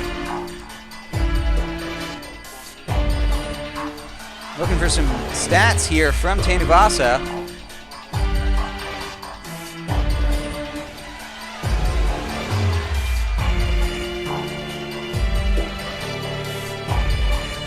.209 through the air, 436 on the ground. 9 touchdowns, a incredible game, a game that after being dropped out of the Heisman race, the 2-time defending Heisman champion might be back in it next week. I mean, I expect they might be.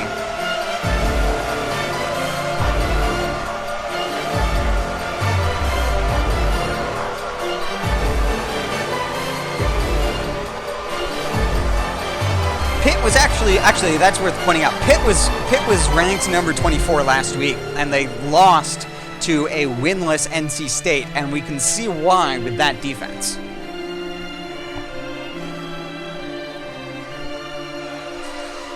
Well, clearly what's good is Tommy Tanuvasa's running game at 436 yards and 9 touchdowns on the ground this evening for Tanuvasa out of the Syracuse Orange, with a total offense of 704 for 70 points, 495 on the ground to 17 on the ground. Just an absolute fantastic performance, especially given what was known and expected about Pittsburgh coming into this game.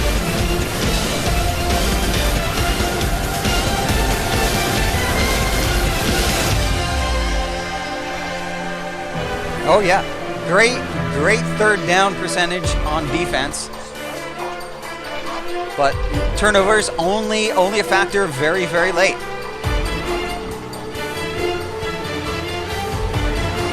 $19 out of 20 for 209 and 1 touchdown.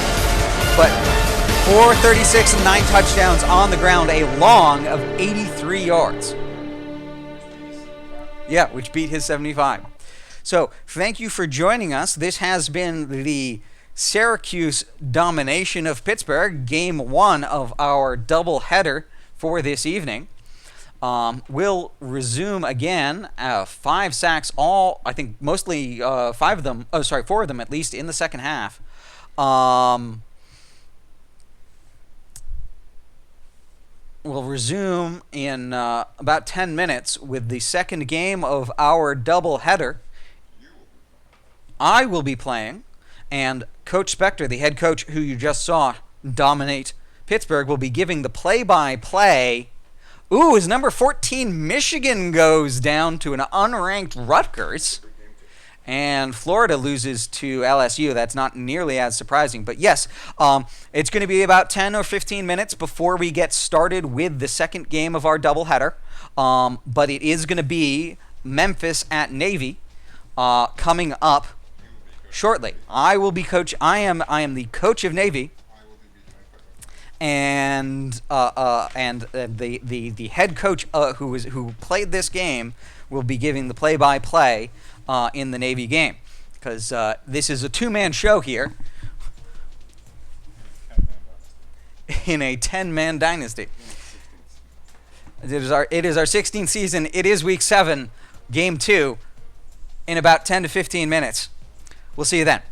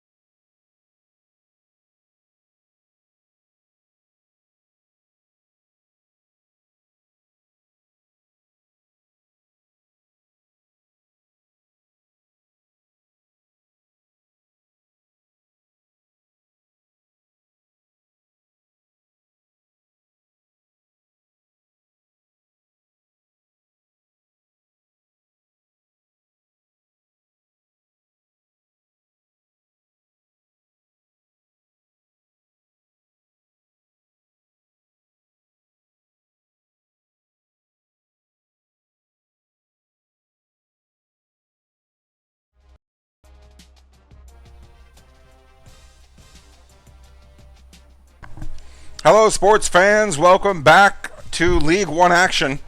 We are in Week 7 of Season 16.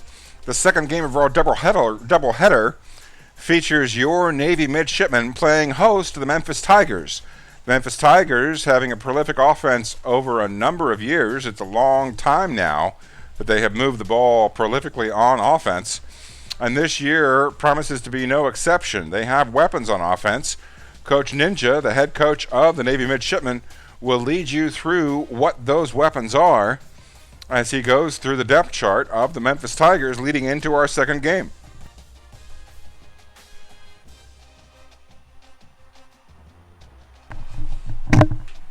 Thank you, Coach. Andrew Jones, he's a junior. This is his first year as a starter, but he's good. He's got 82 awareness. He's got 81 speed, 84 agility, and 86 acceleration. So he could be dangerous on the ground. We know he's got 40 yards a game. So we're not sure what he's going to do, whether he's going to like to scramble or what. So we're going to be on the lookout for that. David Bell is a solid halfback, but eclipsed in speed by his companion Tyler Stewart. They both have yards, so we are going to keep an eye out for the both of them at 60 yards and 50 yards respectively. Fullback Philip Sims is not much to speak of, and on defense, as you can see, they have speed all the way through the top four receivers. Lane is only 40 yards a gain. Mitchell is 20 yards a gain. Johnson is the go-to at 55. Thompson with another 20. They like the slots. The tight end, Robinson, is on a hot streak. He's got 35. That makes him really the second, not insignificant, maybe even the second, the second wide receiver there. No, the third. So it goes Johnson, Lane, and then Robinson. But Robinson has no touchdowns. So the offensive line, 80, 87, 94 in the middle, 87 and 78. That's a great center three. Going to cover up for that okay tackles. So that's a good line. On defense, they've got an incredibly good left end in Balin Brown, but a weakness at Tony Smith. Vincent is good. Bailey and then Brock are not quite as good. That's a significant drop if they have to put Bailey and Brock on the field. Mashburn is good. Russell is good with a decent backup who is an impact player. They might be playing four linebackers. It might be a consummate sub at his rating. But Sylvester Simon is a weakness. So that right end, right outside linebacker, we're going to try and really hammer that left side of the defense. Right side of the defense, left side of the offense. Corners, 1 excellent and 3 good, are flanked by an 86 and a 73 strong safety. So not a great strong safety, but a solid overall secondary. The weakness on defense really is that close-in right side. They've got a poor kicker, but a great punter. And that's really it. They've got excellent return men, so we're going to try not to let them have good returns. We're going to try to get those touchbacks, and that's about it. So we'll get kicked off here in just a second. Navy hosting Memphis.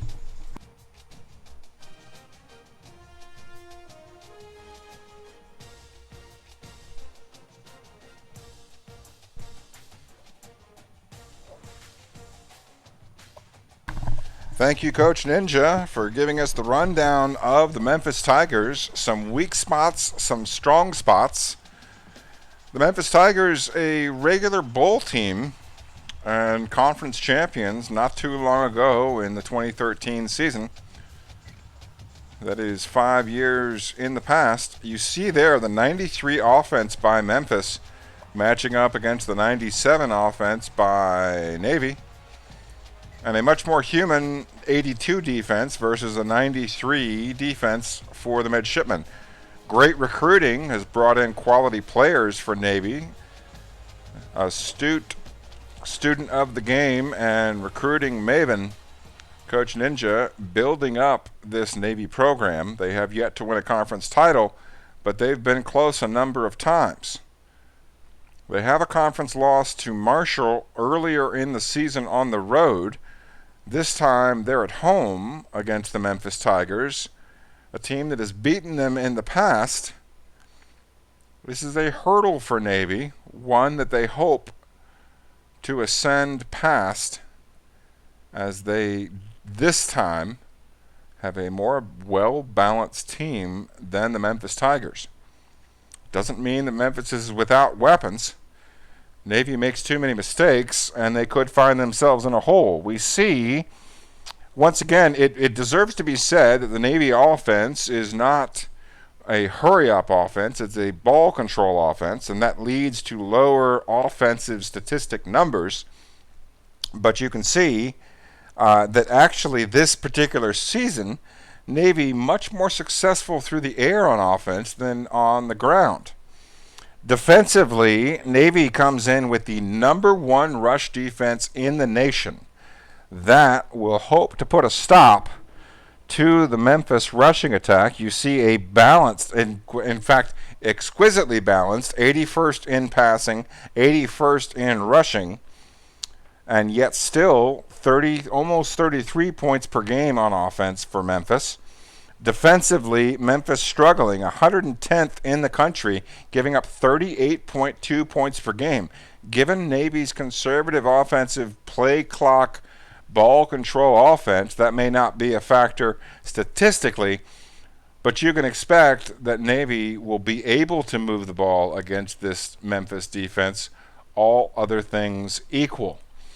Key players in the game, Reggie Hayes, the quarterback, a 97 overall. He's got good yards per carry on the ground and another 11.25 through the air with 18 touchdowns coming into the game on a hot streak. Rawls, a fantastic kicker. Should this be a game where Navy has to settle for field goals, they have a weapon there in their leg. And then Carter being the fulcrum point for the offensive line. For Memphis's part, Hill and Jenkins and Jones, the impact players. Jones, the 92 quarterback, hoping to keep Memphis's hopes alive offensively. Some strength on the offensive line and an excellent punter for the Tigers. NCAA Football 14 pregame show presented by Nissan. SD61, welcome to the broadcast. Always glad to see a familiar face. Thank you for joining us here for this second game of our doubleheader. You see Navy coming in with 3 sacks per game and 1 interception per game. The turnover battle, hopefully not a factor for the midshipmen. That would imply a very close game. Navy hoping to play smart, hoping to keep the Memphis offense off the field and take time off the clock. They will go by land, sea, and air. The Navy and Marine Corps cadets boosting the midshipman pride as Navy takes on Memphis in a key American Conference game. Both teams in the Western Division of the American Conference. Coming to you live from Annapolis, Maryland at Navy Marine Corps Memorial Stadium.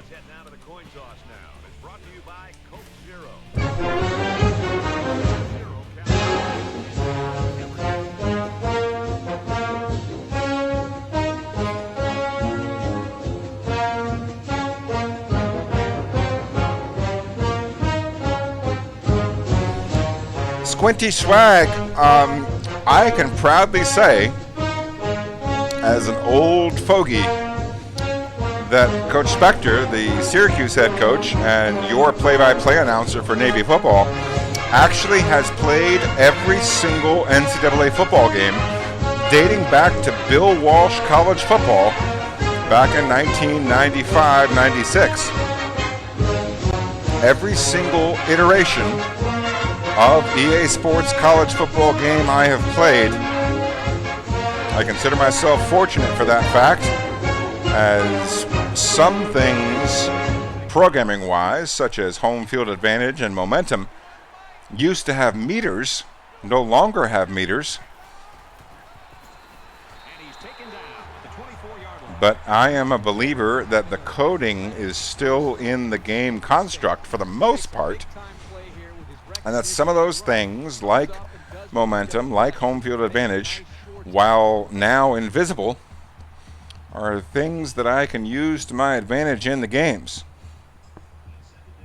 It's second down and 11 to go. Ball on the 24. 11 personnel here for the Memphis Tigers. Man in motion from right to left out of the slot. Fake handoff, and Andrew Jones does not like the Navy defensive look. Throws the ball out of bounds. Now going to be 3rd and long. 3rd and 11 here on the opening possession for the Memphis Tigers. A great start so far, but we're here just seconds into the ball game.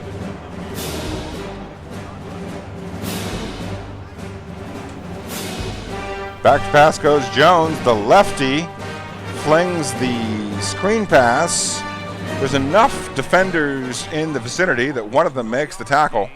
Holds David Bell to a 3-yard gain on the reception. It's going to be 4th and 9, and that is a 3-and-out for the Navy defense. A great start for the midshipmen here in the early going.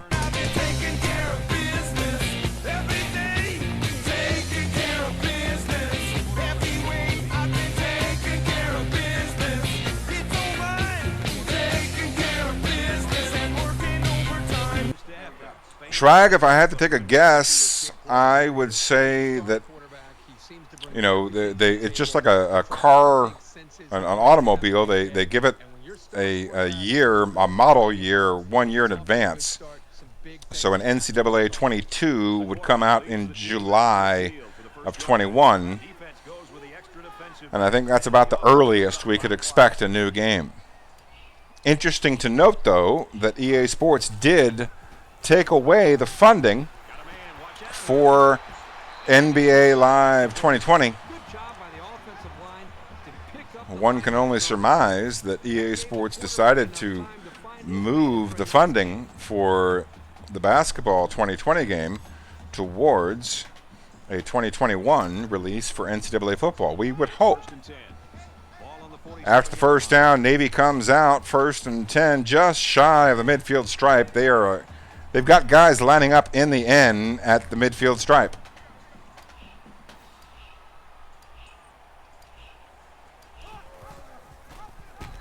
It's a handoff to the halfback. He picks up 1. Wesley Green, quality halfback for Navy, gets his first carry of the game. It goes for positive yardage, and the midshipmen now face 2nd and 9 on their own 48-yard line. This Western Division battle in the American Conference boiling down to which defense blinks first.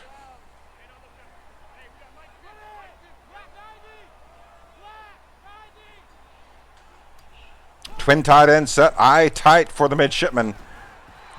Bray picks up the reception. Charles Bray, tight end number 2. And this is a Navy team that likes to employ 2 tight ends. So tight end number 2 in Navy's offense, a little bit more active than other teams' offenses.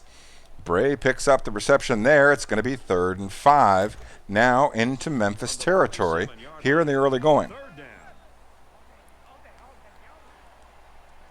5 receivers on the field. One of them is a tight end. Let's see how Memphis responds. Back to pass goes Hayes. It's off target, incomplete, deflected harmlessly to the turf. And Navy now facing 4th and 5, having gotten a stop, will bring the punting unit out onto the field. Schwag, I agree with you wholeheartedly. My only hope and / concern is that the EA Sports people, don't over-focus on Ultimate Team. I know that's a hopeless, lost cause. Of course they will.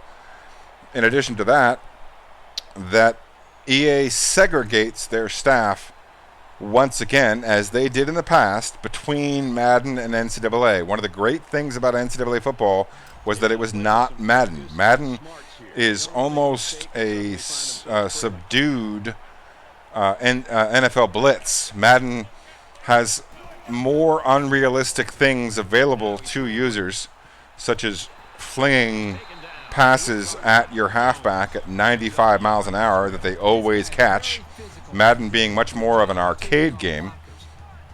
And because they had separate staffs, you could always anticipate that the difference between the two franchises was that NCAA football would have a much more realistic defense. My only hope in the continuation of the series is that they continue to segregate the staffs and that NCAA football retains that lean towards realism that Madden lacks. Memphis goes no huddle, are quickly moving down the field. They get an 8-yard catch to Ryan Thompson. Now going to be 2nd and 2. Memphis out beyond their 25 to about the 27-yard line.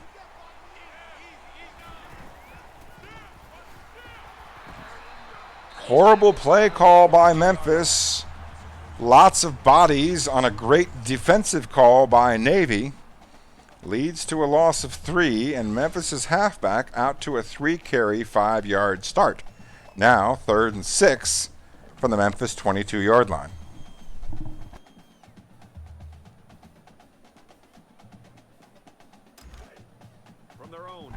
Indeed, Swag, I have not purchased Madden since Eddie George was on the cover. I hope not to need to in the coming years. Fumble on the play, recovered by Navy. We'll see if the replay officials rule him down or not. It might be a close call. He makes the catch. We're looking at the replay now. Makes the reception, and it's possible his knee was down. We'll see what they rule. Navy's going to have to call a play and hope that the officials, and there they are, interjecting into the game. My suspicion is they'll rule this not a fumble. Too much of a chance that his knee was down. Could be a 50-50 play, but if you've played this game long enough, your money's on Memphis football. The call is reversed. Memphis retains possession. It's now 4th and long, but they are going to have an opportunity to punt, and that could result in a swing of about 30 to 40 yards of field position, depending on the return. Excellent punter for Memphis, coming out on the field. He punts it high and long. Navy receives it and gains some yardage on the return, but there's a flag on the play. Let's see what's on. It is indeed holding. That's a 10-yard penalty, and Navy, still with good field position, takes over on their own 40 instead of midfield, facing 1st and 10 in a scoreless game. We're just past the halfway point of the first quarter. We've got 3:38 left in the opening frame. Tied at 0. Shotgun split big, 2 tight ends, 2 halfbacks for the midshipmen, 4 down linemen. No, check that, 3 down linemen. Possibly a dollar setup for Memphis. It's not sufficient. Navy, Wesley Green on the carry, picks up 7. Now going to be 2nd and 3.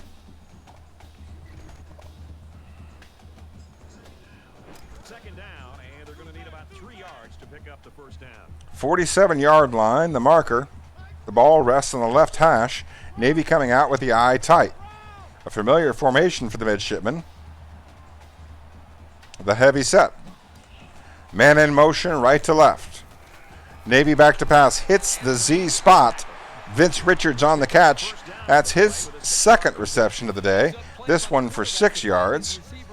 And he's off to a 2-catch, 18-yard start as Navy crosses the midfield stripe. Tied at 0, under 3 minutes left in the first. Navy with the football. Staying with the eye tight. Twin tight ends, a fullback and a halfback. Handoff delayed by a heavy push, and it's going to result in a loss of 2. Memphis punched a little bit above their weight on that play, able to withstand the run to the left by Navy on this particular down.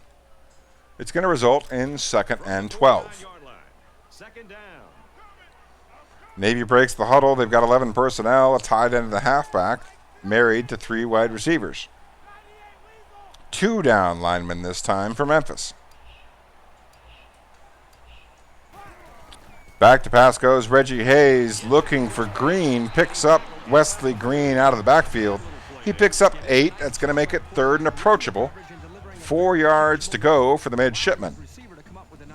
They're just outside field goal position. It's a big 3rd down coming here in the early going.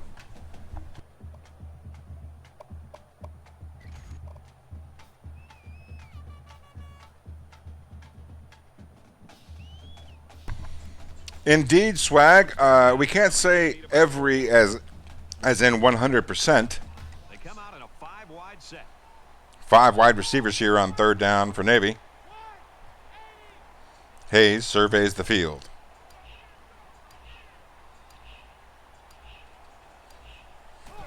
Drops back to pass. Flings it over the middle to right. He's got the catch and yardage after the catch. About 7 yards. Follows the reception. Turns a 12-yard gain into a 19-yard gain. And Navy has a fresh set of downs. We try to play on Friday nights. That's our preferred night. We try to arrange a doubleheader for convenience sake, as we both provide play-by-play for each other's teams.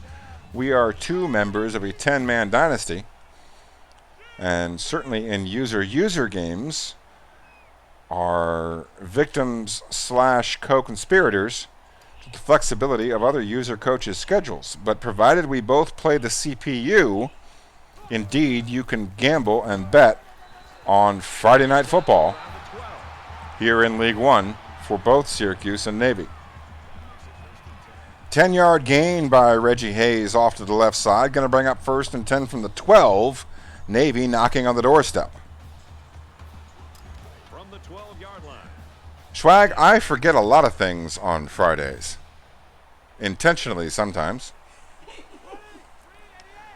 11 personnel for the midshipmen, tight end, and halfback off to the right side against a 3-3-5 defense for the Tigers.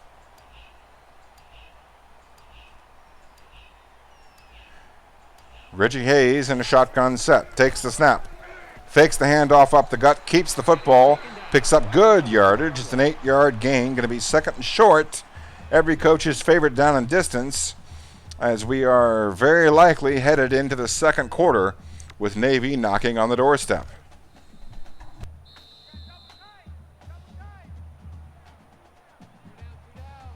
We've played 1 quarter. No score here.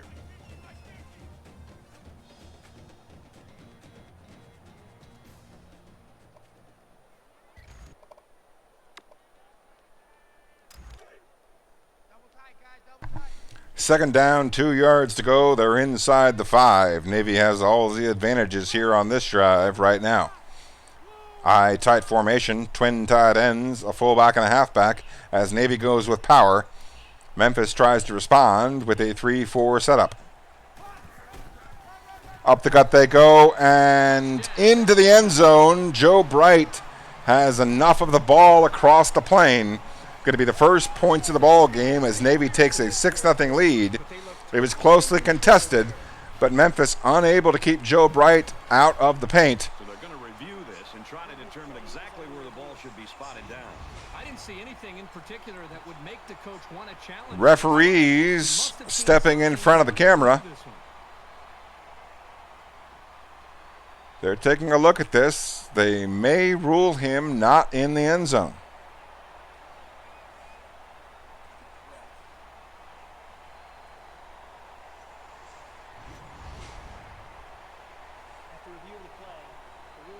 Indeed they do. Navy takes the points off the board, but still holds a favorable position, facing 1st and goal from the 1.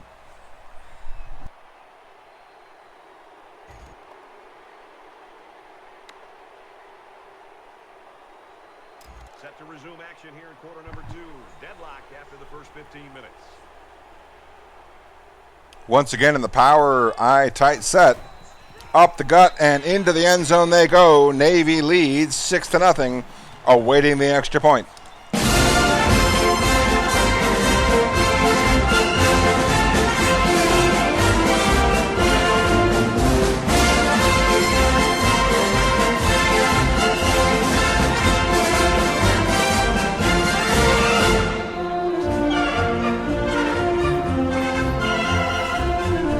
In other American Conference action, Southern Miss leads Temple 7-3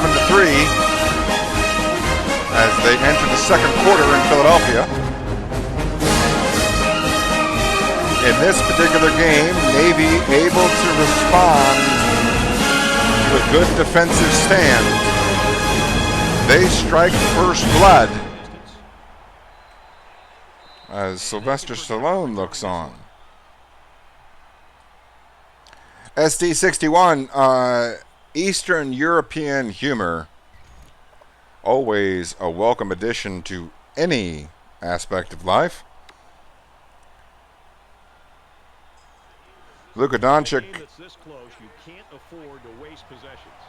an entertaining individual, always good for a soundbite.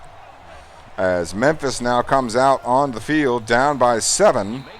A couple of broken tackles result in a 3-yard gain. Memphis looking for the face mask, but they don't get it. However, they do go no huddle, trying to catch Navy off guard. Back to pass goes Jones. The lefty flings it deep, caught, and Mitchell off to the races. That speed at wide receiver for Memphis coming to the forefront. Mitchell was not going to be caught once he made the catch.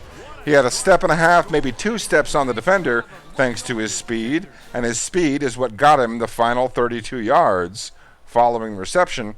Memphis ties it quickly, and it shows you just how dangerous this Tigers team can be. It is evidence of their recent bowl and final top 25 positions.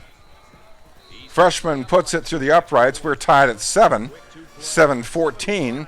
The winning percentage of the 1927 New York Yankees remains on the clock. We're even at 7 in this one. He kicks it off, and he got all of that one. And it goes into the end zone, down for a touchback.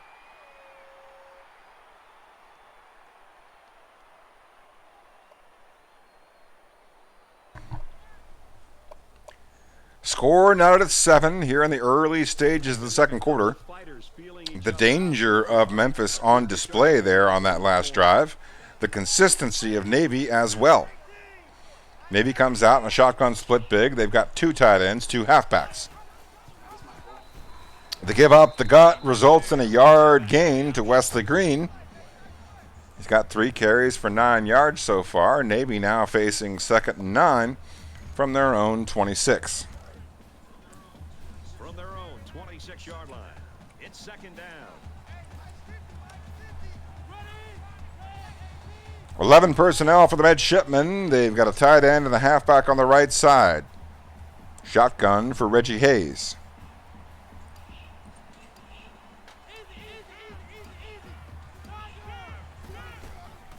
Hayes gives it up the gut, and he picks up a yard. Now going to be 3rd and 8.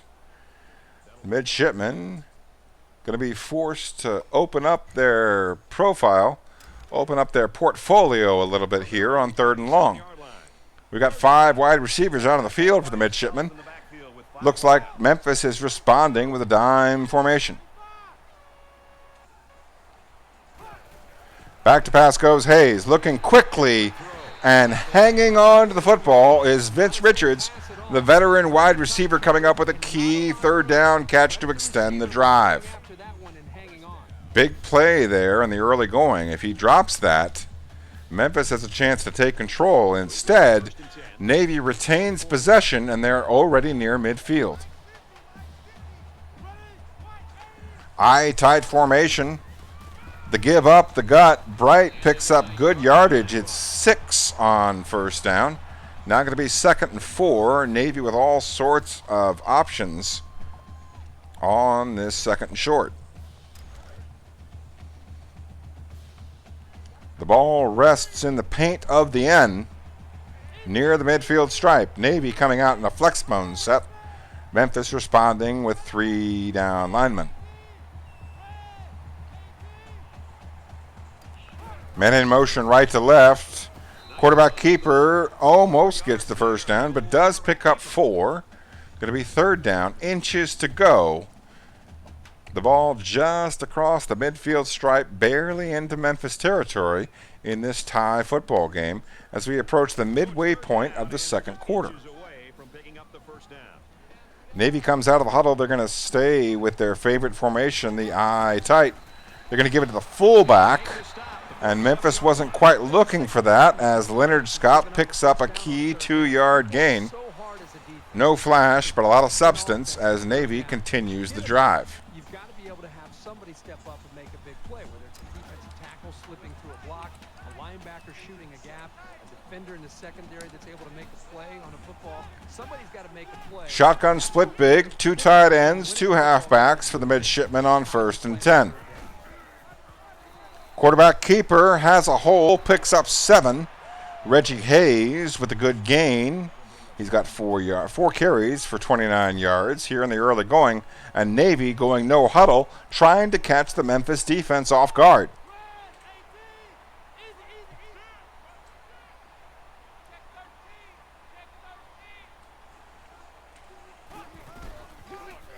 Hayes on the keeper, breaks out to his left. Good moves to cut inside the outside defender, and then cut wide after he beat him at the second layer. That turns what could have been a close call to an easy first down as far as the referees are concerned. Navy comes out in 11 personnel, 2 down linemen, just 2 down linemen for Memphis.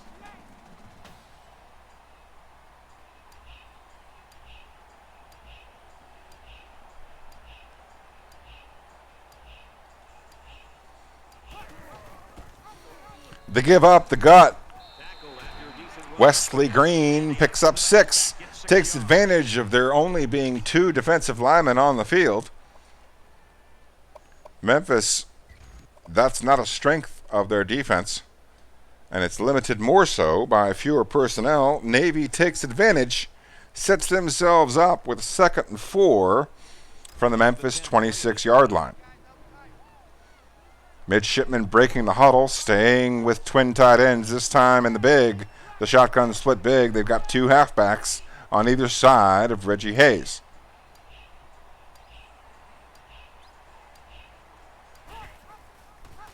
Hayes on the running play. Breaks free of the defender, not only avoids contact, but gets positive yards off of the move. It's a 10-yard gain. Now going to set up Navy with 1st and 10 at the 15-yard line. Navy now in what some coaches call the red zone, other coaches call the green zone. Space gets a little bit tighter. You know Navy has no interest in taking any significant risks. Right now they have a slight edge. They'd like to extend that.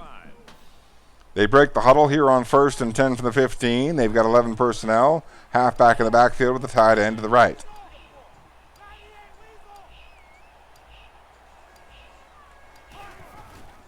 Read option play, quarterback keeper Hayes finds a gap, runs forward for about 12 or 13 yards. Now going to be 1st and goal.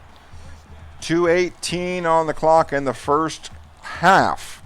Already evidence of Navy's desire to shorten football games. They run a conservative offense. They're perfectly happy to take 3 or 4 yards of play, not turn the ball over, not take any unnecessary risks, and wait for the other team to blink. So far, the game following the Navy blueprint as they are knocking on the doorstep of the Memphis Tigers. Tied at 7, under 2 minutes. Eye tight once again, twin tight ends. Jumbo set for the midshipmen. Up the gut they go. He's tackled short, but that only serves to take more time off the clock, as Navy has no desire to allow Memphis an opportunistic 2-minute drill.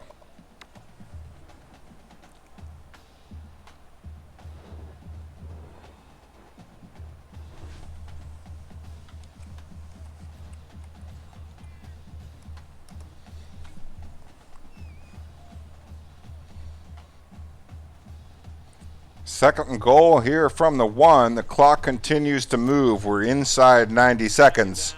Mike Tyson knocked out an awful lot of people in less time.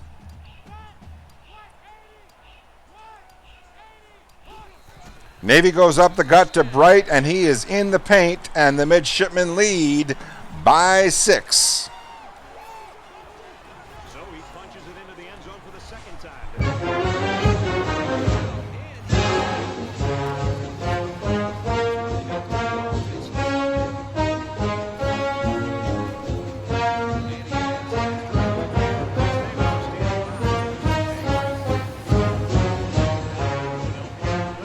See there in American action, Southern Miss holding a 17-10 lead as they approach the halftime break in Philadelphia.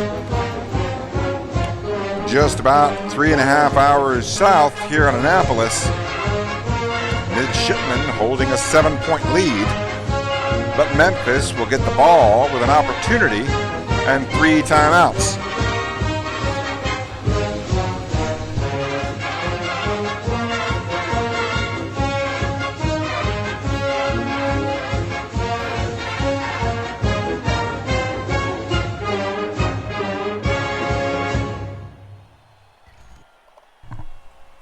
"25-yard line, the marker following the touchback, as Memphis attempts to reset on offense, trailing by 7 just before the halftime break.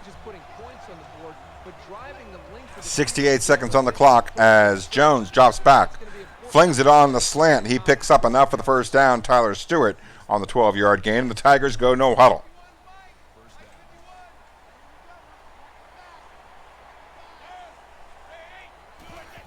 Two halfbacks both flare out, and Jones breaks free. There's a fumble on the play. It looks like Navy recovers. I doubt this one will be reviewed. It looked like he clearly fumbled it before he hit the ground. We'll see the replay here. Indeed, he did. That is definitely a fumble. That is definitely Navy football. Less than a minute remains, and Navy now has an opportunity to take firm control of the football game with excellent field position, well inside Memphis territory, 14 yards inside Memphis territory, facing 1st and 10 from the 36 with 3 timeouts remaining. Swings have been fairly even, and with so little separation, this game can be drastically changed on just 1 or 2 plays. Navy comes out in the split big, staying with the twin tight end set. Fakes to give up the gut. Quarterback keeps it. Picks up 5 yards. They call timeout with 52 seconds left. Now inside field goal range at the 31.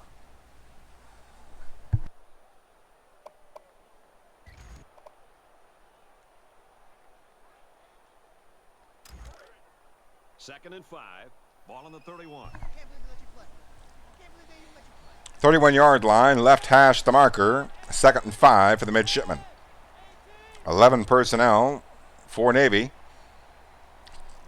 2 down linemen once again for Memphis. They run a hybrid defense so far. Reggie Hayes flings it out of the backfield to Green, and Green on the angle route picks up yards after the catch as he was wide open in the heart of the defense. No one within 7 yards of him when he made the catch, and that results in yards tacked on. More importantly, going to result in a 1st and 10 as Navy now with 2 timeouts has the ball at the 13-yard line with 46 seconds left. They break the huddle quickly because they know the clock is moving. It's a run to the left and swallowed up by the Memphis defense. Now going to be 2nd and 9. Second timeout by the midshipmen. They're down to 1 timeout. 37 seconds left at the 12.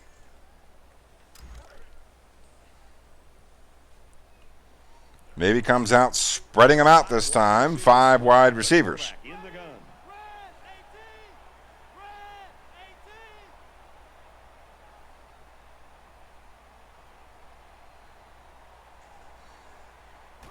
Hayes takes the snap, drops back, looks, flings it to the slant receiver. Kelvin Wright, a secondary look on the play. Navy showing the patience. They wanted to go to the drag route on that play, but they waited for the secondary route to develop, and it benefits them with a 1st and goal. Clock moving at 25 seconds.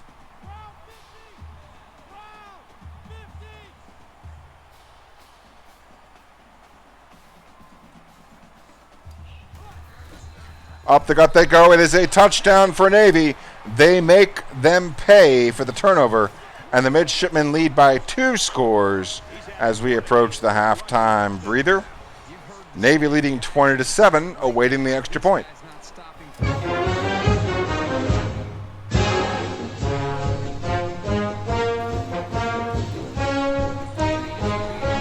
Kick is up and good. It's 21-7. Just 12 seconds remain.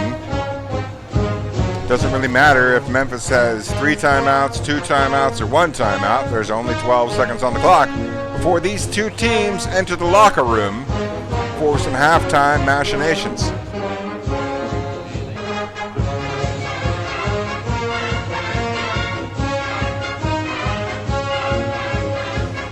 Two scores in quick succession, and what was a 7-7 ball game less than 60 seconds on the clock ago now sees Navy leading by 14. They've got all the momentum in the world as Memphis breaks the huddle. Memphis not looking to take any risks, call a running play, but because of the positive yardage and getting outside their 30-yard line, they're going to call a timeout. Now, Memphis in full desperation mode, hoping for a miracle with 9 seconds before the half. They come out with a spread set. Navy responds with a spread of their own. Man in motion left to right. Jones drops back, flings it deep, caught for a 35-yard gain with 3 seconds left. That's a fantastic play, but the ball is at about the 30-yard line, and Memphis does have a true freshman 70 overall kicker. No choice but to bring the kicking unit on the field. Low percentage but necessary call by the Memphis Tigers. We'll see if the kid, who was just in high school a year ago, can put this between the uprights from a distance that he should not be able to convert.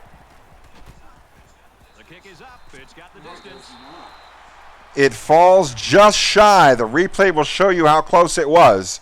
The announcers thought it was long enough, and indeed it falls short by about 1.5 yards. 21-7 at the break. Navy leads. Some key plays right before the half of the midshipmen see them take a commanding 14-point lead. We're going to pause for about 5 or 6 minutes. Smoke a cigarette, smoke a bowl, eat a pizza roll. We'll be back in just a few. That excites David Pollock and I here in the studio to break down everything that just happened in your game. Kick slide, get your hands on them, keep them at an angle, keep them off balance. How about the big fellas up front just absolutely stifling the pass rush? We talk all the time about how defense wins championships and the guys in the trenches. How about the hog mollies up front? I mean, my goodness. That quarterback, he could bake a pie, feed it to him in the pocket. He had so much time to sit back there, nice, warm, and cozy. Might as well get him a bottle of milk and a blankie back there in the pocket, because he was just sitting back there nice and protected. Anybody can deal in that situation. I've seen Reese Davis deal in that situation. Just about set to start the second half. What are you looking for? I'm looking to see which team has that decided schematical advantage. And if they can find it, they'll blow holes 3 or 4 axe handles wide. Brandon Kirk will be there to call the second half.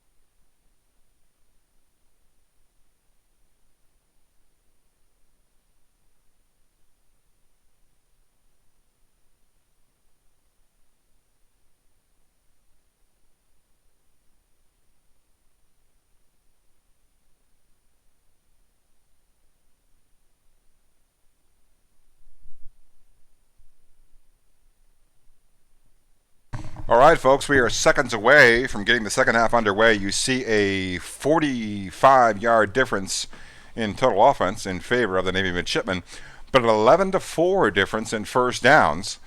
Memphis getting a touchdown thanks to their 4 first downs. Navy, thanks to their defense and the 1 turnover in the first half, resulting in a 14-point midshipman lead. That touchdown right before the half, key in Navy's efforts.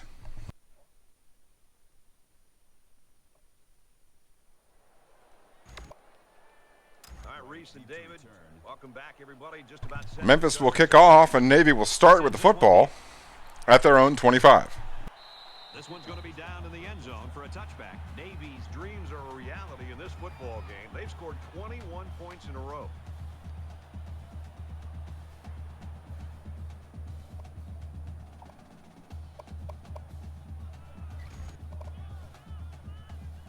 So you wonder what kind of excitement will The midshipmen break the huddle with 11 personnel. They come out with a slightly spread offense here on first down. Machinations at the line by quarterback Reggie Hayes. They give up the gut to Wesley Green. No gain on the play. Going to be 2nd and 10 now as we get the second half underway.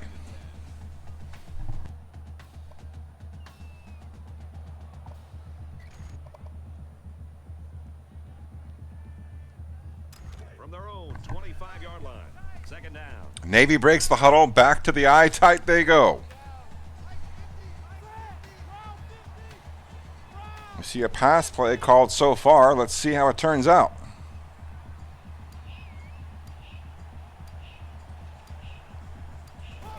Hayes drops back, surveys the field, throws it to the right side, the right to left side, the right tight end. Reggie Henry, the 3-yard catch, sets up 3rd and 7 from the Navy 28-yard line. Navy holds a 14-point lead here in the third quarter. And they're going to put 6 DBs on the field to counter that 5-receiver look. 5 wide receivers for the midshipmen. 3 down linemen for Memphis.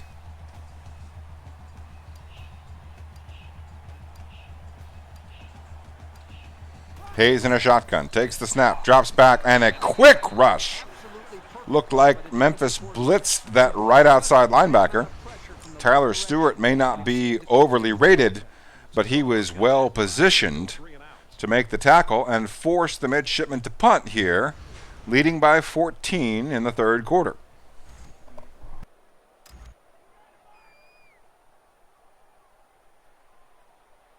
Rawls awaits the snap.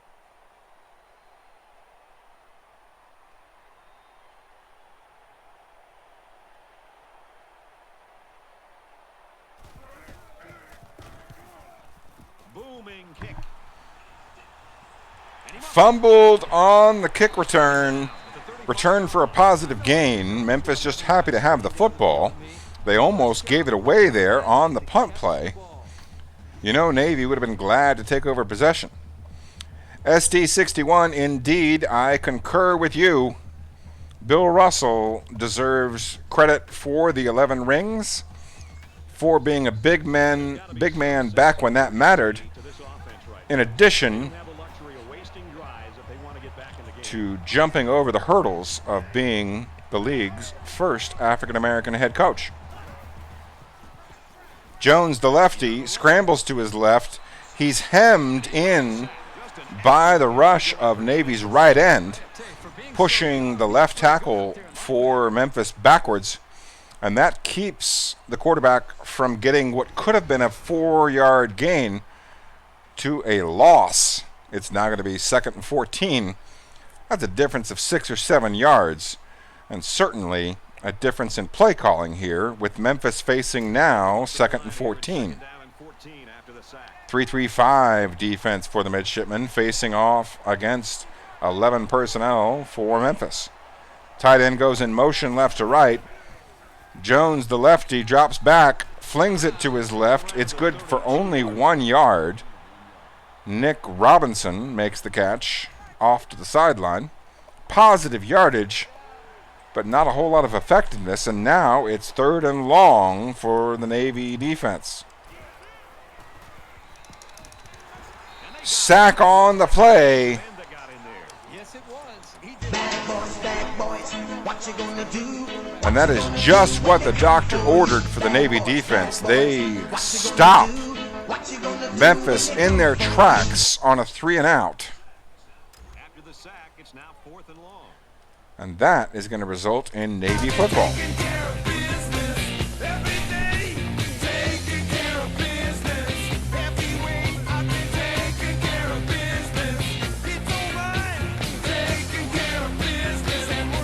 Good blocks on the return. Good cuts by Manson.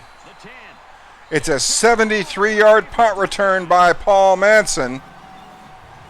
We're waiting to see if there's flags on the play. So far, so good. Doesn't look like they're calling anything. It is a huge, huge punt return. The first of the season for a touchdown for the Navy midshipmen. It could not have come at a better time as the midshipmen take complete control in the ball game, leading by 21 points halfway through the third quarter, or at least approaching the halfway mark of the third quarter.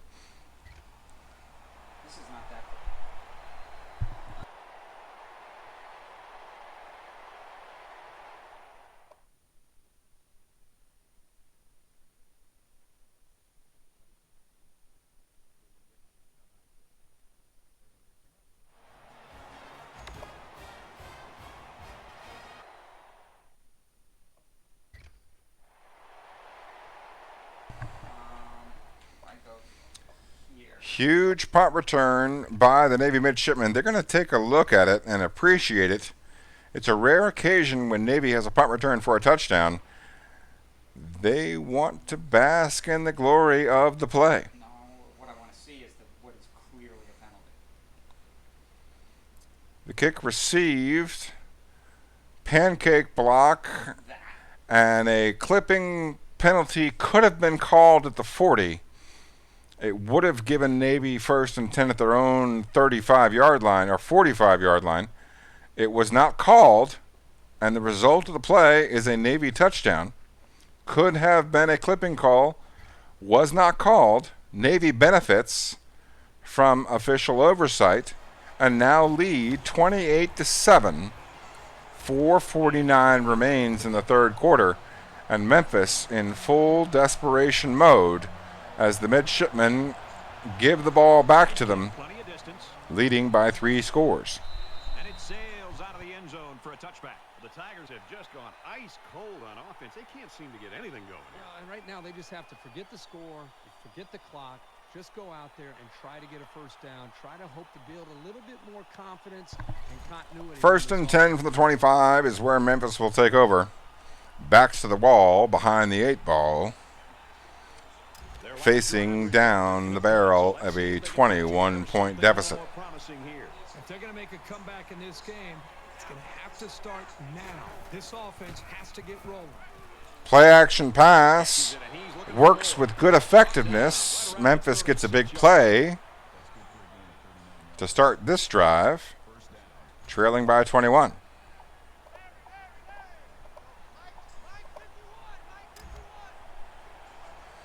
Tigers going to go huddle, and they catch a defender offsides. Likely that Memphis will accept the penalty and face 1st and 5 in Navy territory. Indeed, that's what they do. It's now 1st and 5 for the midshipmen on defense, facing off against this Tigers offense, trying to stay in the football game. Memphis trails by 21, but they do have 1st and 5 at the Navy 31-yard line with an awful lot of time remaining.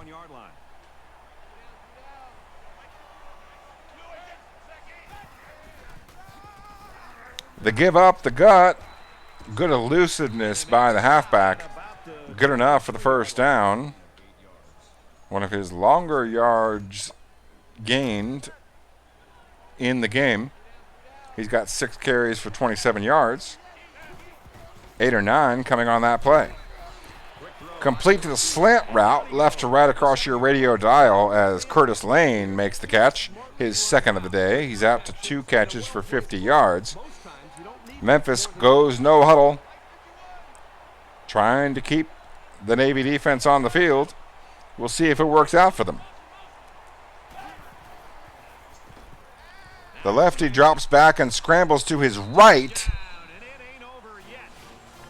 And the defense wasn't expecting that. Most left-handed quarterbacks would normally scramble to the left.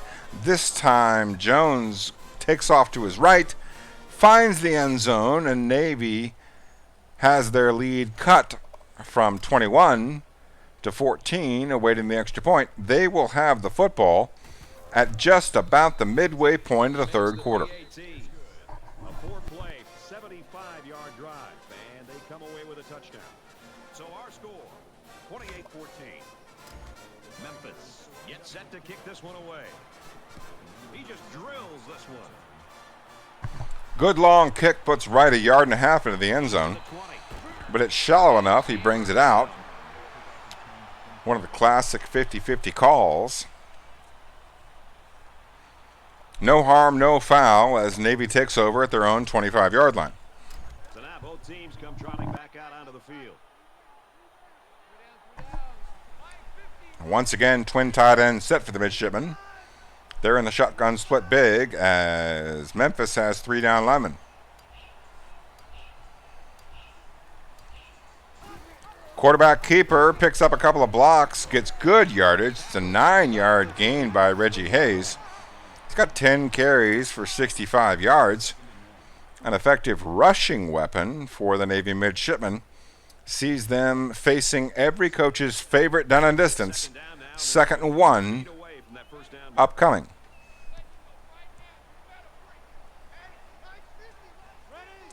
Eleven personnel for the midshipmen. Looks like a drag route and a halfback out of the backfield.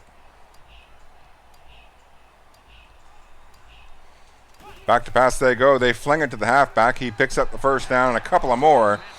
Wesley Green on the 4-yard reception. It's his 3rd catch for 30 yards.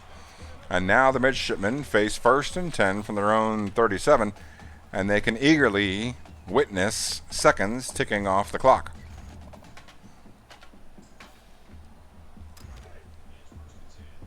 It's 1st and 10. Ball on the 37. 37-yard line as Navy breaks the huddle. They have the ball and the lead. Ahead by 2 scores. A tight end and a halfback on the right-hand side.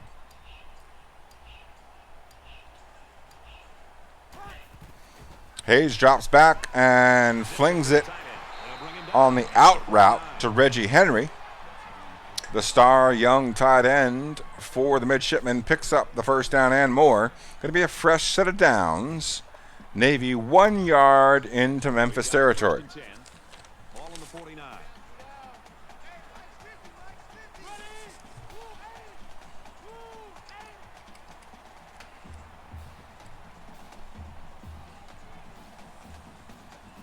Twin tight ends once again for the midshipmen, facing 1st and 10. 2.5 minutes remaining in the third quarter. Quarterback keeps it and then pitches it at just the right time. It results in a big gain, and Navy finds themselves in scoring distance. Hoping to take a 3-score lead here. They lead 28-14 in the closing moments of the third quarter.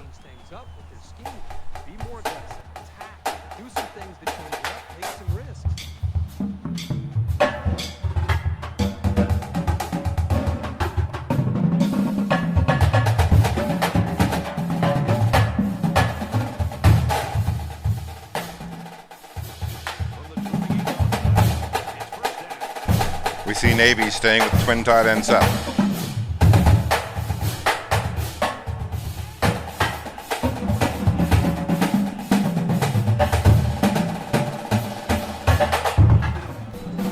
Up the gut they go to Bright, and Joe Bright picks up 2. Going to be 2nd and 8 now for the midshipmen.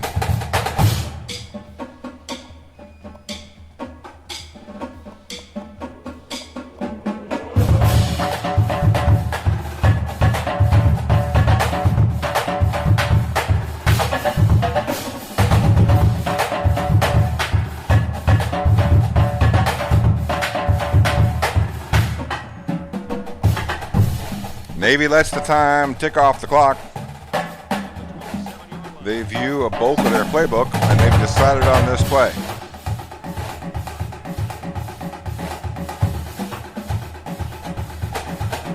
Read option play, quarterback keeps it. Breaks free from the defender, and once he breaks free from the defender, he has a clear path to the end zone, but there's a flag on the play. Let's see who it's on. It is a clipping penalty on wide receiver Vince Richards. That's going to result in a 2nd and 4.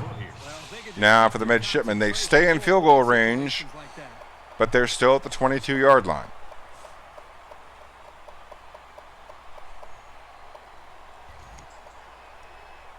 They're about 4 yards away here on 2nd down. Shotgun split big for Navy. 3-4 defense for Memphis.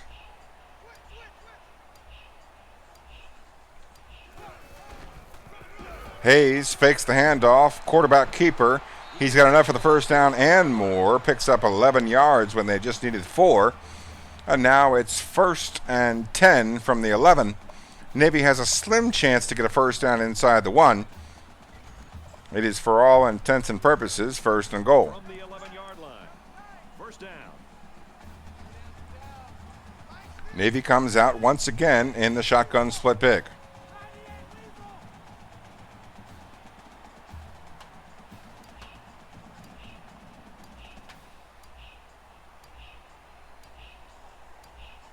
Tick, tick, tick go the seconds. Quarterback keeper to the right side, pitches it out to the outside. That's good for 6. And Navy in complete control leads by 20 points, awaiting the extra point. Very impressive run by the halfback.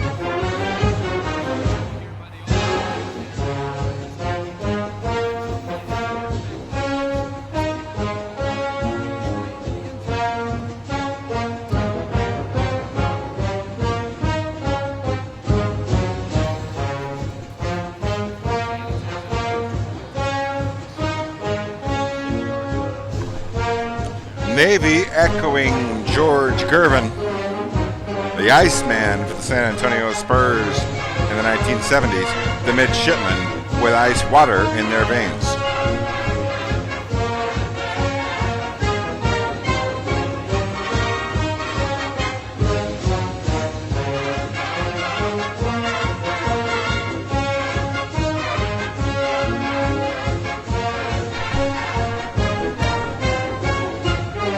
Memphis needs a score, and they need it quick. They trail by 3 touchdowns as we approach the 4th quarter.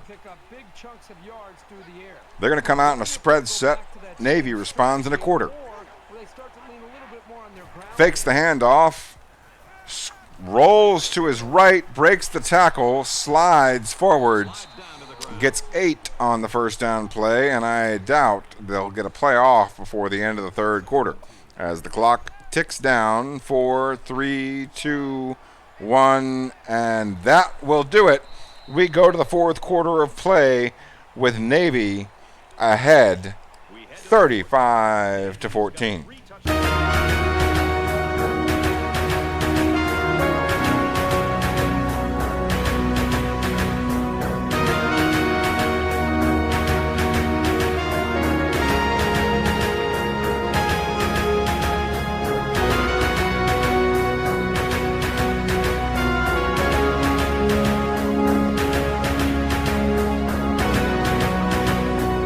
Memphis breaks the huddle in a spread set here on 2nd and 2. 4th quarter underway. Surprise handoff by Memphis, picks up 8. That'll get the clock moving, though, once they re-spot the football. Back to pass goes Jones. The southpaw breaks a tackle and then, in desperation, flings the ball to his right side. It looks like it might have hit somebody's helmet. The ball falls harmlessly to the turf, and Memphis faces 2nd and 10 at the 41, trailing by 21. From their own 41-yard line, it's 2nd down. Tigers break the huddle. They've got 2 halfbacks and a spread set.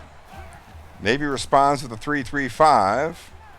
Memphis hits the slant route from left to right, breaks the tackle, picks up an extra 15 yards after the contact. It's going to result in a 35-yard gain. That's useful to Memphis. Still got a long way to go for the Tigers, facing 1st and 10.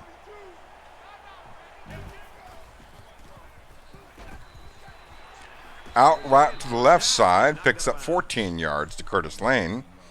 He's got 99 yards receiving on 4 catches. Not necessarily active, but big when he is. Play action pass, complete in the flat, but the Navy defense all over it. They hold him to a loss of 1. And while Memphis goes no huddle, Navy now with holding the serve, facing 2nd and 11. They give up the gut. He eschews the first line of contact, falls forward for an extra 2. The result of the interaction gets 4 bonus yards for Memphis, but they still face 3rd and 6. Dropping back to pass, and Andrew Jones forced under pressure to fling the ball out of the back of the end zone. And Memphis, there's no more time remaining on the clock. They need a play. They need a play now. They face 4th and 6 from the 7. Looks like they've decided to go for it here.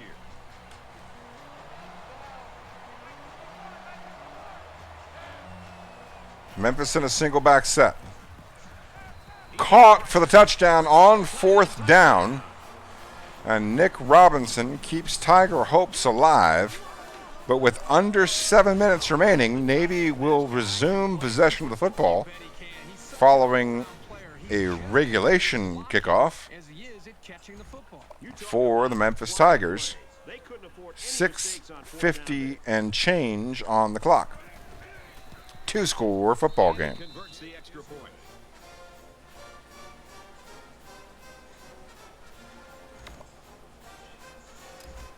Regular kicking unit for the Tigers. They boot it deep.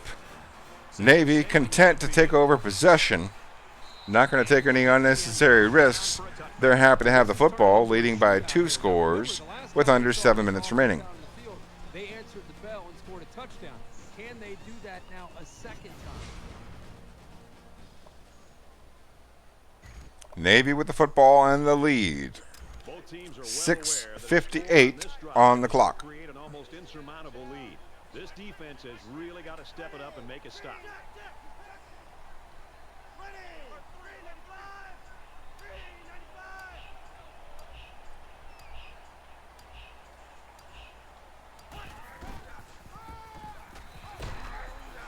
Bunched up set for Navy. Sees them gain 8 yards on 1st down. That's going to get the clock moving again. We're just inside 6:40 on the game clock. Navy has the football, leading by 2 scores.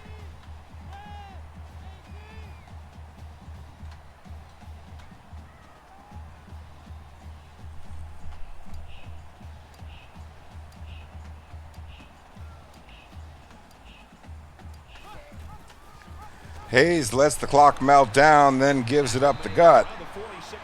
That's a big gain by Wesley Green to the heart of the defense for 13 yards.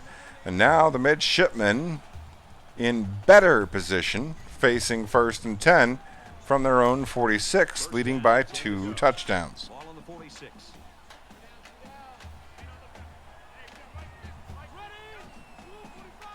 Eye tight once again for the midshipmen.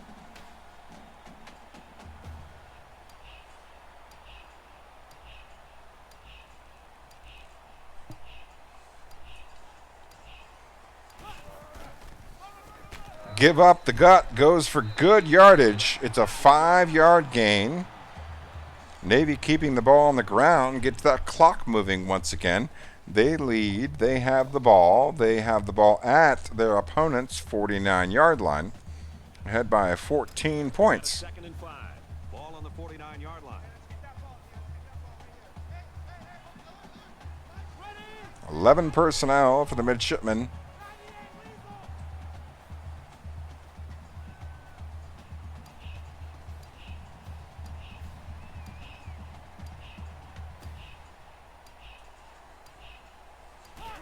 As the quarterback takes the snap, quarterback keeper loses yards. It's now going to be third down, 8 yards to go. Navy leads by 14. We are inside the 5-minute mark, as those runs have taken a good minute plus off the clock recently. Third down, and they need to get it inside the 44. Third down, 8 yards to go.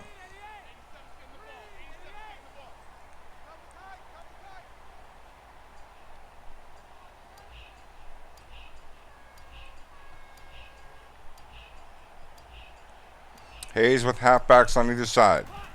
Takes the snap, drops back, flings it on the angle route, and he is tackled short of the first down. And Navy, with a 2-score lead, faces a difficult decision, facing 4th and 1 near midfield. How many do I have? I don't know.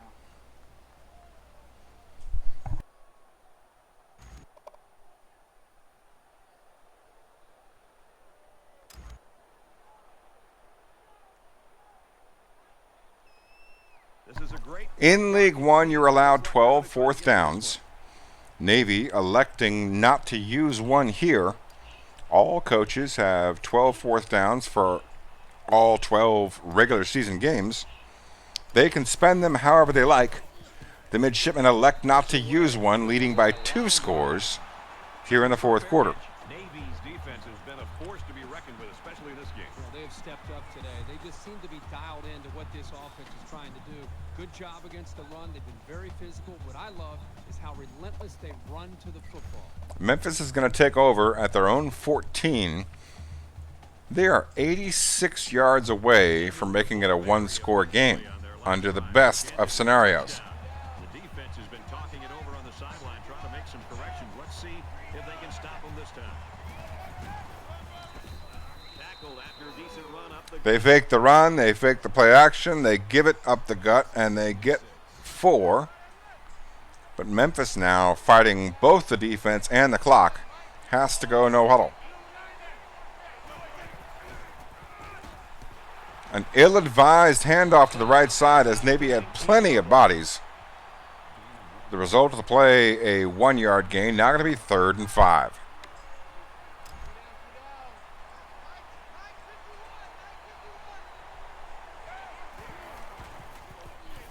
Back to pass goes Jones, and he flings it out of bounds. A little bit panicked there in the pocket. That's going to result in 4th and 5, and Memphis is going to punt. Faced with few options, they take the conservative one. is back deep to return. And this one is a beauty. Navy receives at their 38.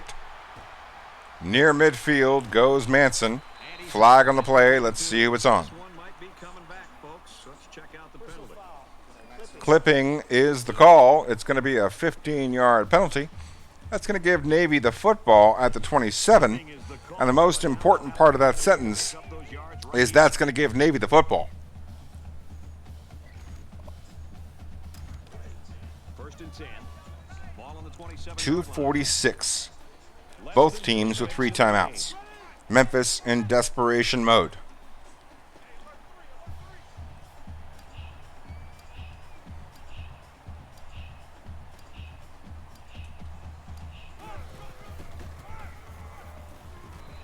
Quarterback keeper, he navigates his way forward for 7.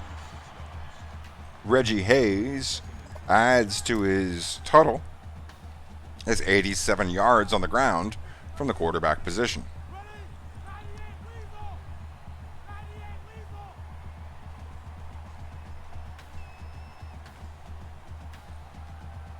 Midshipmen content, given the circumstances, to take extra valuable seconds off the clock.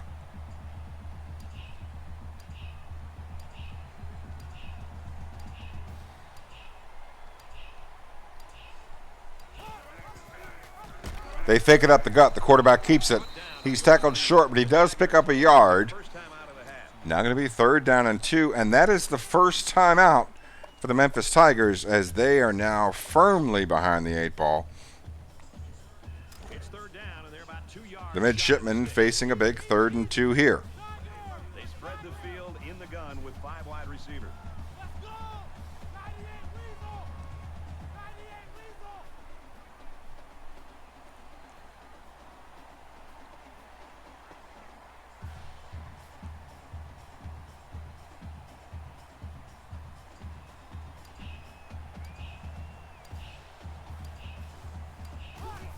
Hayes drops back, has some time, finds the drag route. It's enough for the first down and a couple of more. Have 1 timeout remaining. Vincent, the leading Navy receiver, on the reception. It's going to add to his total. It's going to be, more importantly, a first down for the midshipmen. Now with under 2 minutes remaining, Ball on the 41. Navy holding a 2-score lead. What would you do as a coach?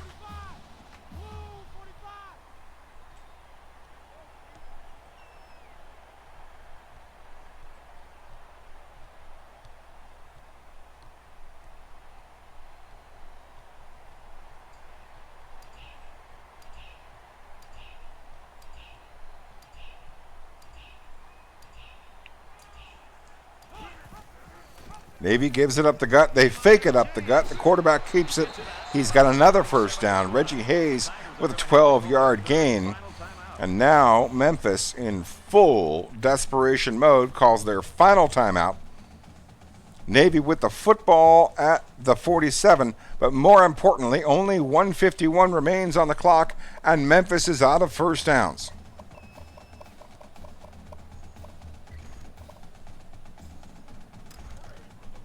From the 47-yard line. No timeouts remaining for the Tigers. They're down to their last gasp.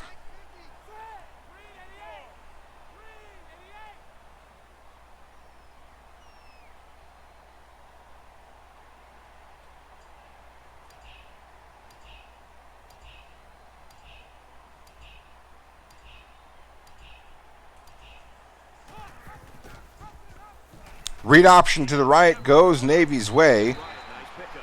They pick up 6. Now facing 2nd and 4. One more first down could end this. Memphis is going to have to sell out, and they're going to have to guess correctly. The percentages say that Navy has the edge. So it's 2nd down now, and they need about 4 yards to pick up the first. $3.26 for Memphis. Shotgun split big for the middies.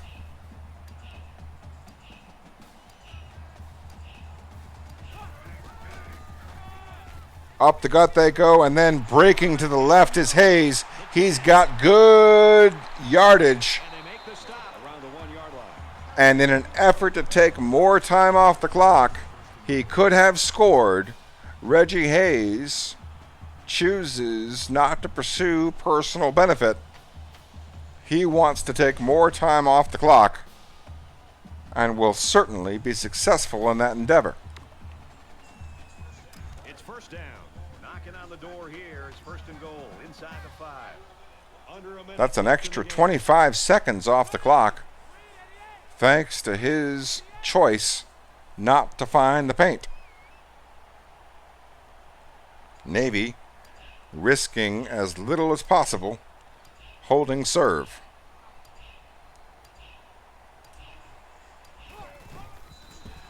Touchdown midshipman, that should ice it.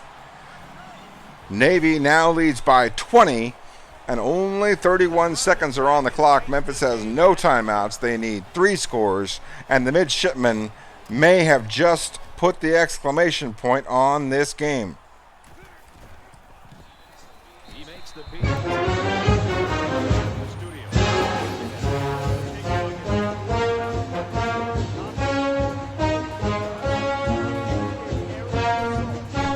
Very early there in another exciting American Conference game as Tulane and Connecticut tied at 7. We see that top 10 battle between LSU and Florida. The Tigers winning on the road against number 7, showing their mettle 35-14. They would love to be a factor in the national championship race. A big, big victory in the SEC over a top 10 opponent on the road for the LSU Tigers. 25-yard line is where Memphis will take over. They trail by 3 touchdowns. They have no timeouts, and they have only 31 seconds to pull off our gargantuan miracle.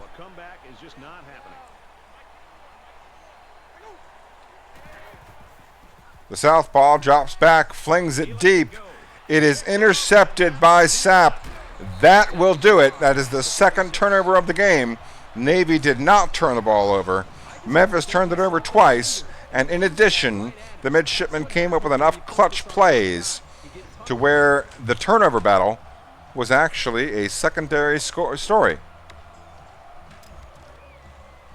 Navy takes over, 25 seconds left. They're in victory formation. Reggie Hayes will take the snap and take a knee, and the midshipmen move to 4-1. 5-1 on the regular season. 3-1 in the conference. 2-1 in the conference. But a key Western Division game, a key Western Division victory against a team that regularly makes bowl games. Memphis a little bit down from previous years, but still a competitive team.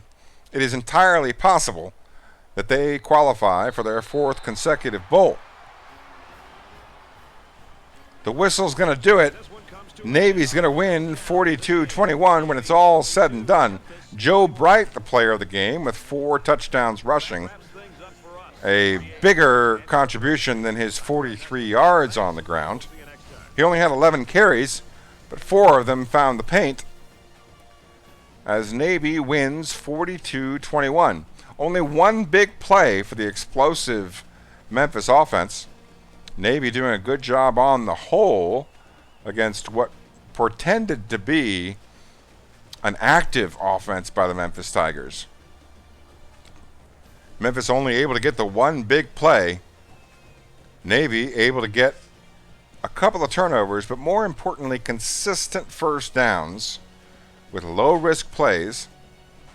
The midshipmen saw no reason to risk anything untowards and played it safe and walked away with a resounding, commanding 21-point victory, 42-21.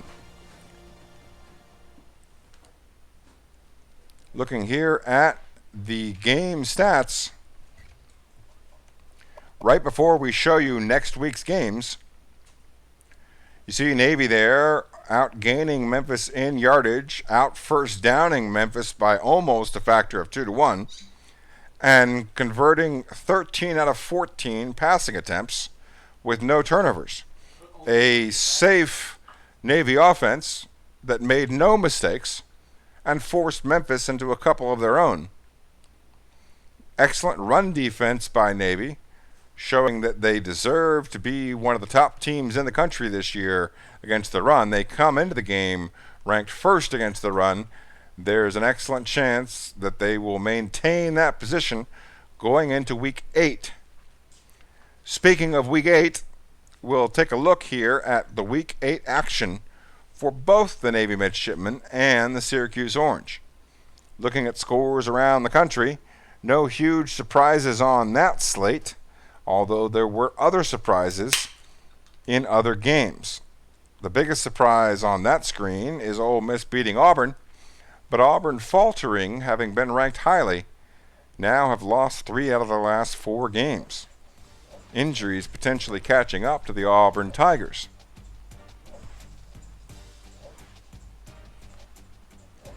Taking a look at Week 8 action for Syracuse and Navy. In Week 8, you'll see Syracuse and Navy both in action. Navy in a rivalry game on the road at Gerald Ford Stadium in Dallas, Texas, taking on the 3-1 SMU Mustangs. It's been a competitive game in years past. It purports to be a competitive game this year. We'll see how that plays out next Friday night as the Navy midshipmen take on another fellow contender for the Western Division crown in this year's American Conference. These two teams have traded victories in the Western Division. They have both represented the conference in the conference championship game in the last 3 or 4 years, at least 4 times in the last 5 years. One of these teams has won the Western Division. It'll be a massive game for the midshipmen as they travel to Dallas to take on the Mustangs. For Syracuse's part, they will continue in ACC play on the road against Louisville. Don't let the record fool you. Louisville has every single year, regardless of record, given a close game to Syracuse. Some of them have come down to one play. Some of them have gone to overtime. Some of them have been decided by 3 points. Louisville is one of those teams. You know, if you're a sports fan and you follow a team, there's always that team in your conference or your division that no matter the record seems to play you tough. This is that recipe for Syracuse. Louisville plays Syracuse tough. So 2 key road games for both the Syracuse Orange and Navy next week in conference play. Those games will go a long way to deciding the final rankings and the final conference standings. 2 exciting matchups for your favorite 2 teams in League 1 in Week 8. We hope you'll join us for Week 8 as we continue the exciting action in Season 16. We thank you for joining us this week. We hope you have an excellent upcoming week. Kick its ass.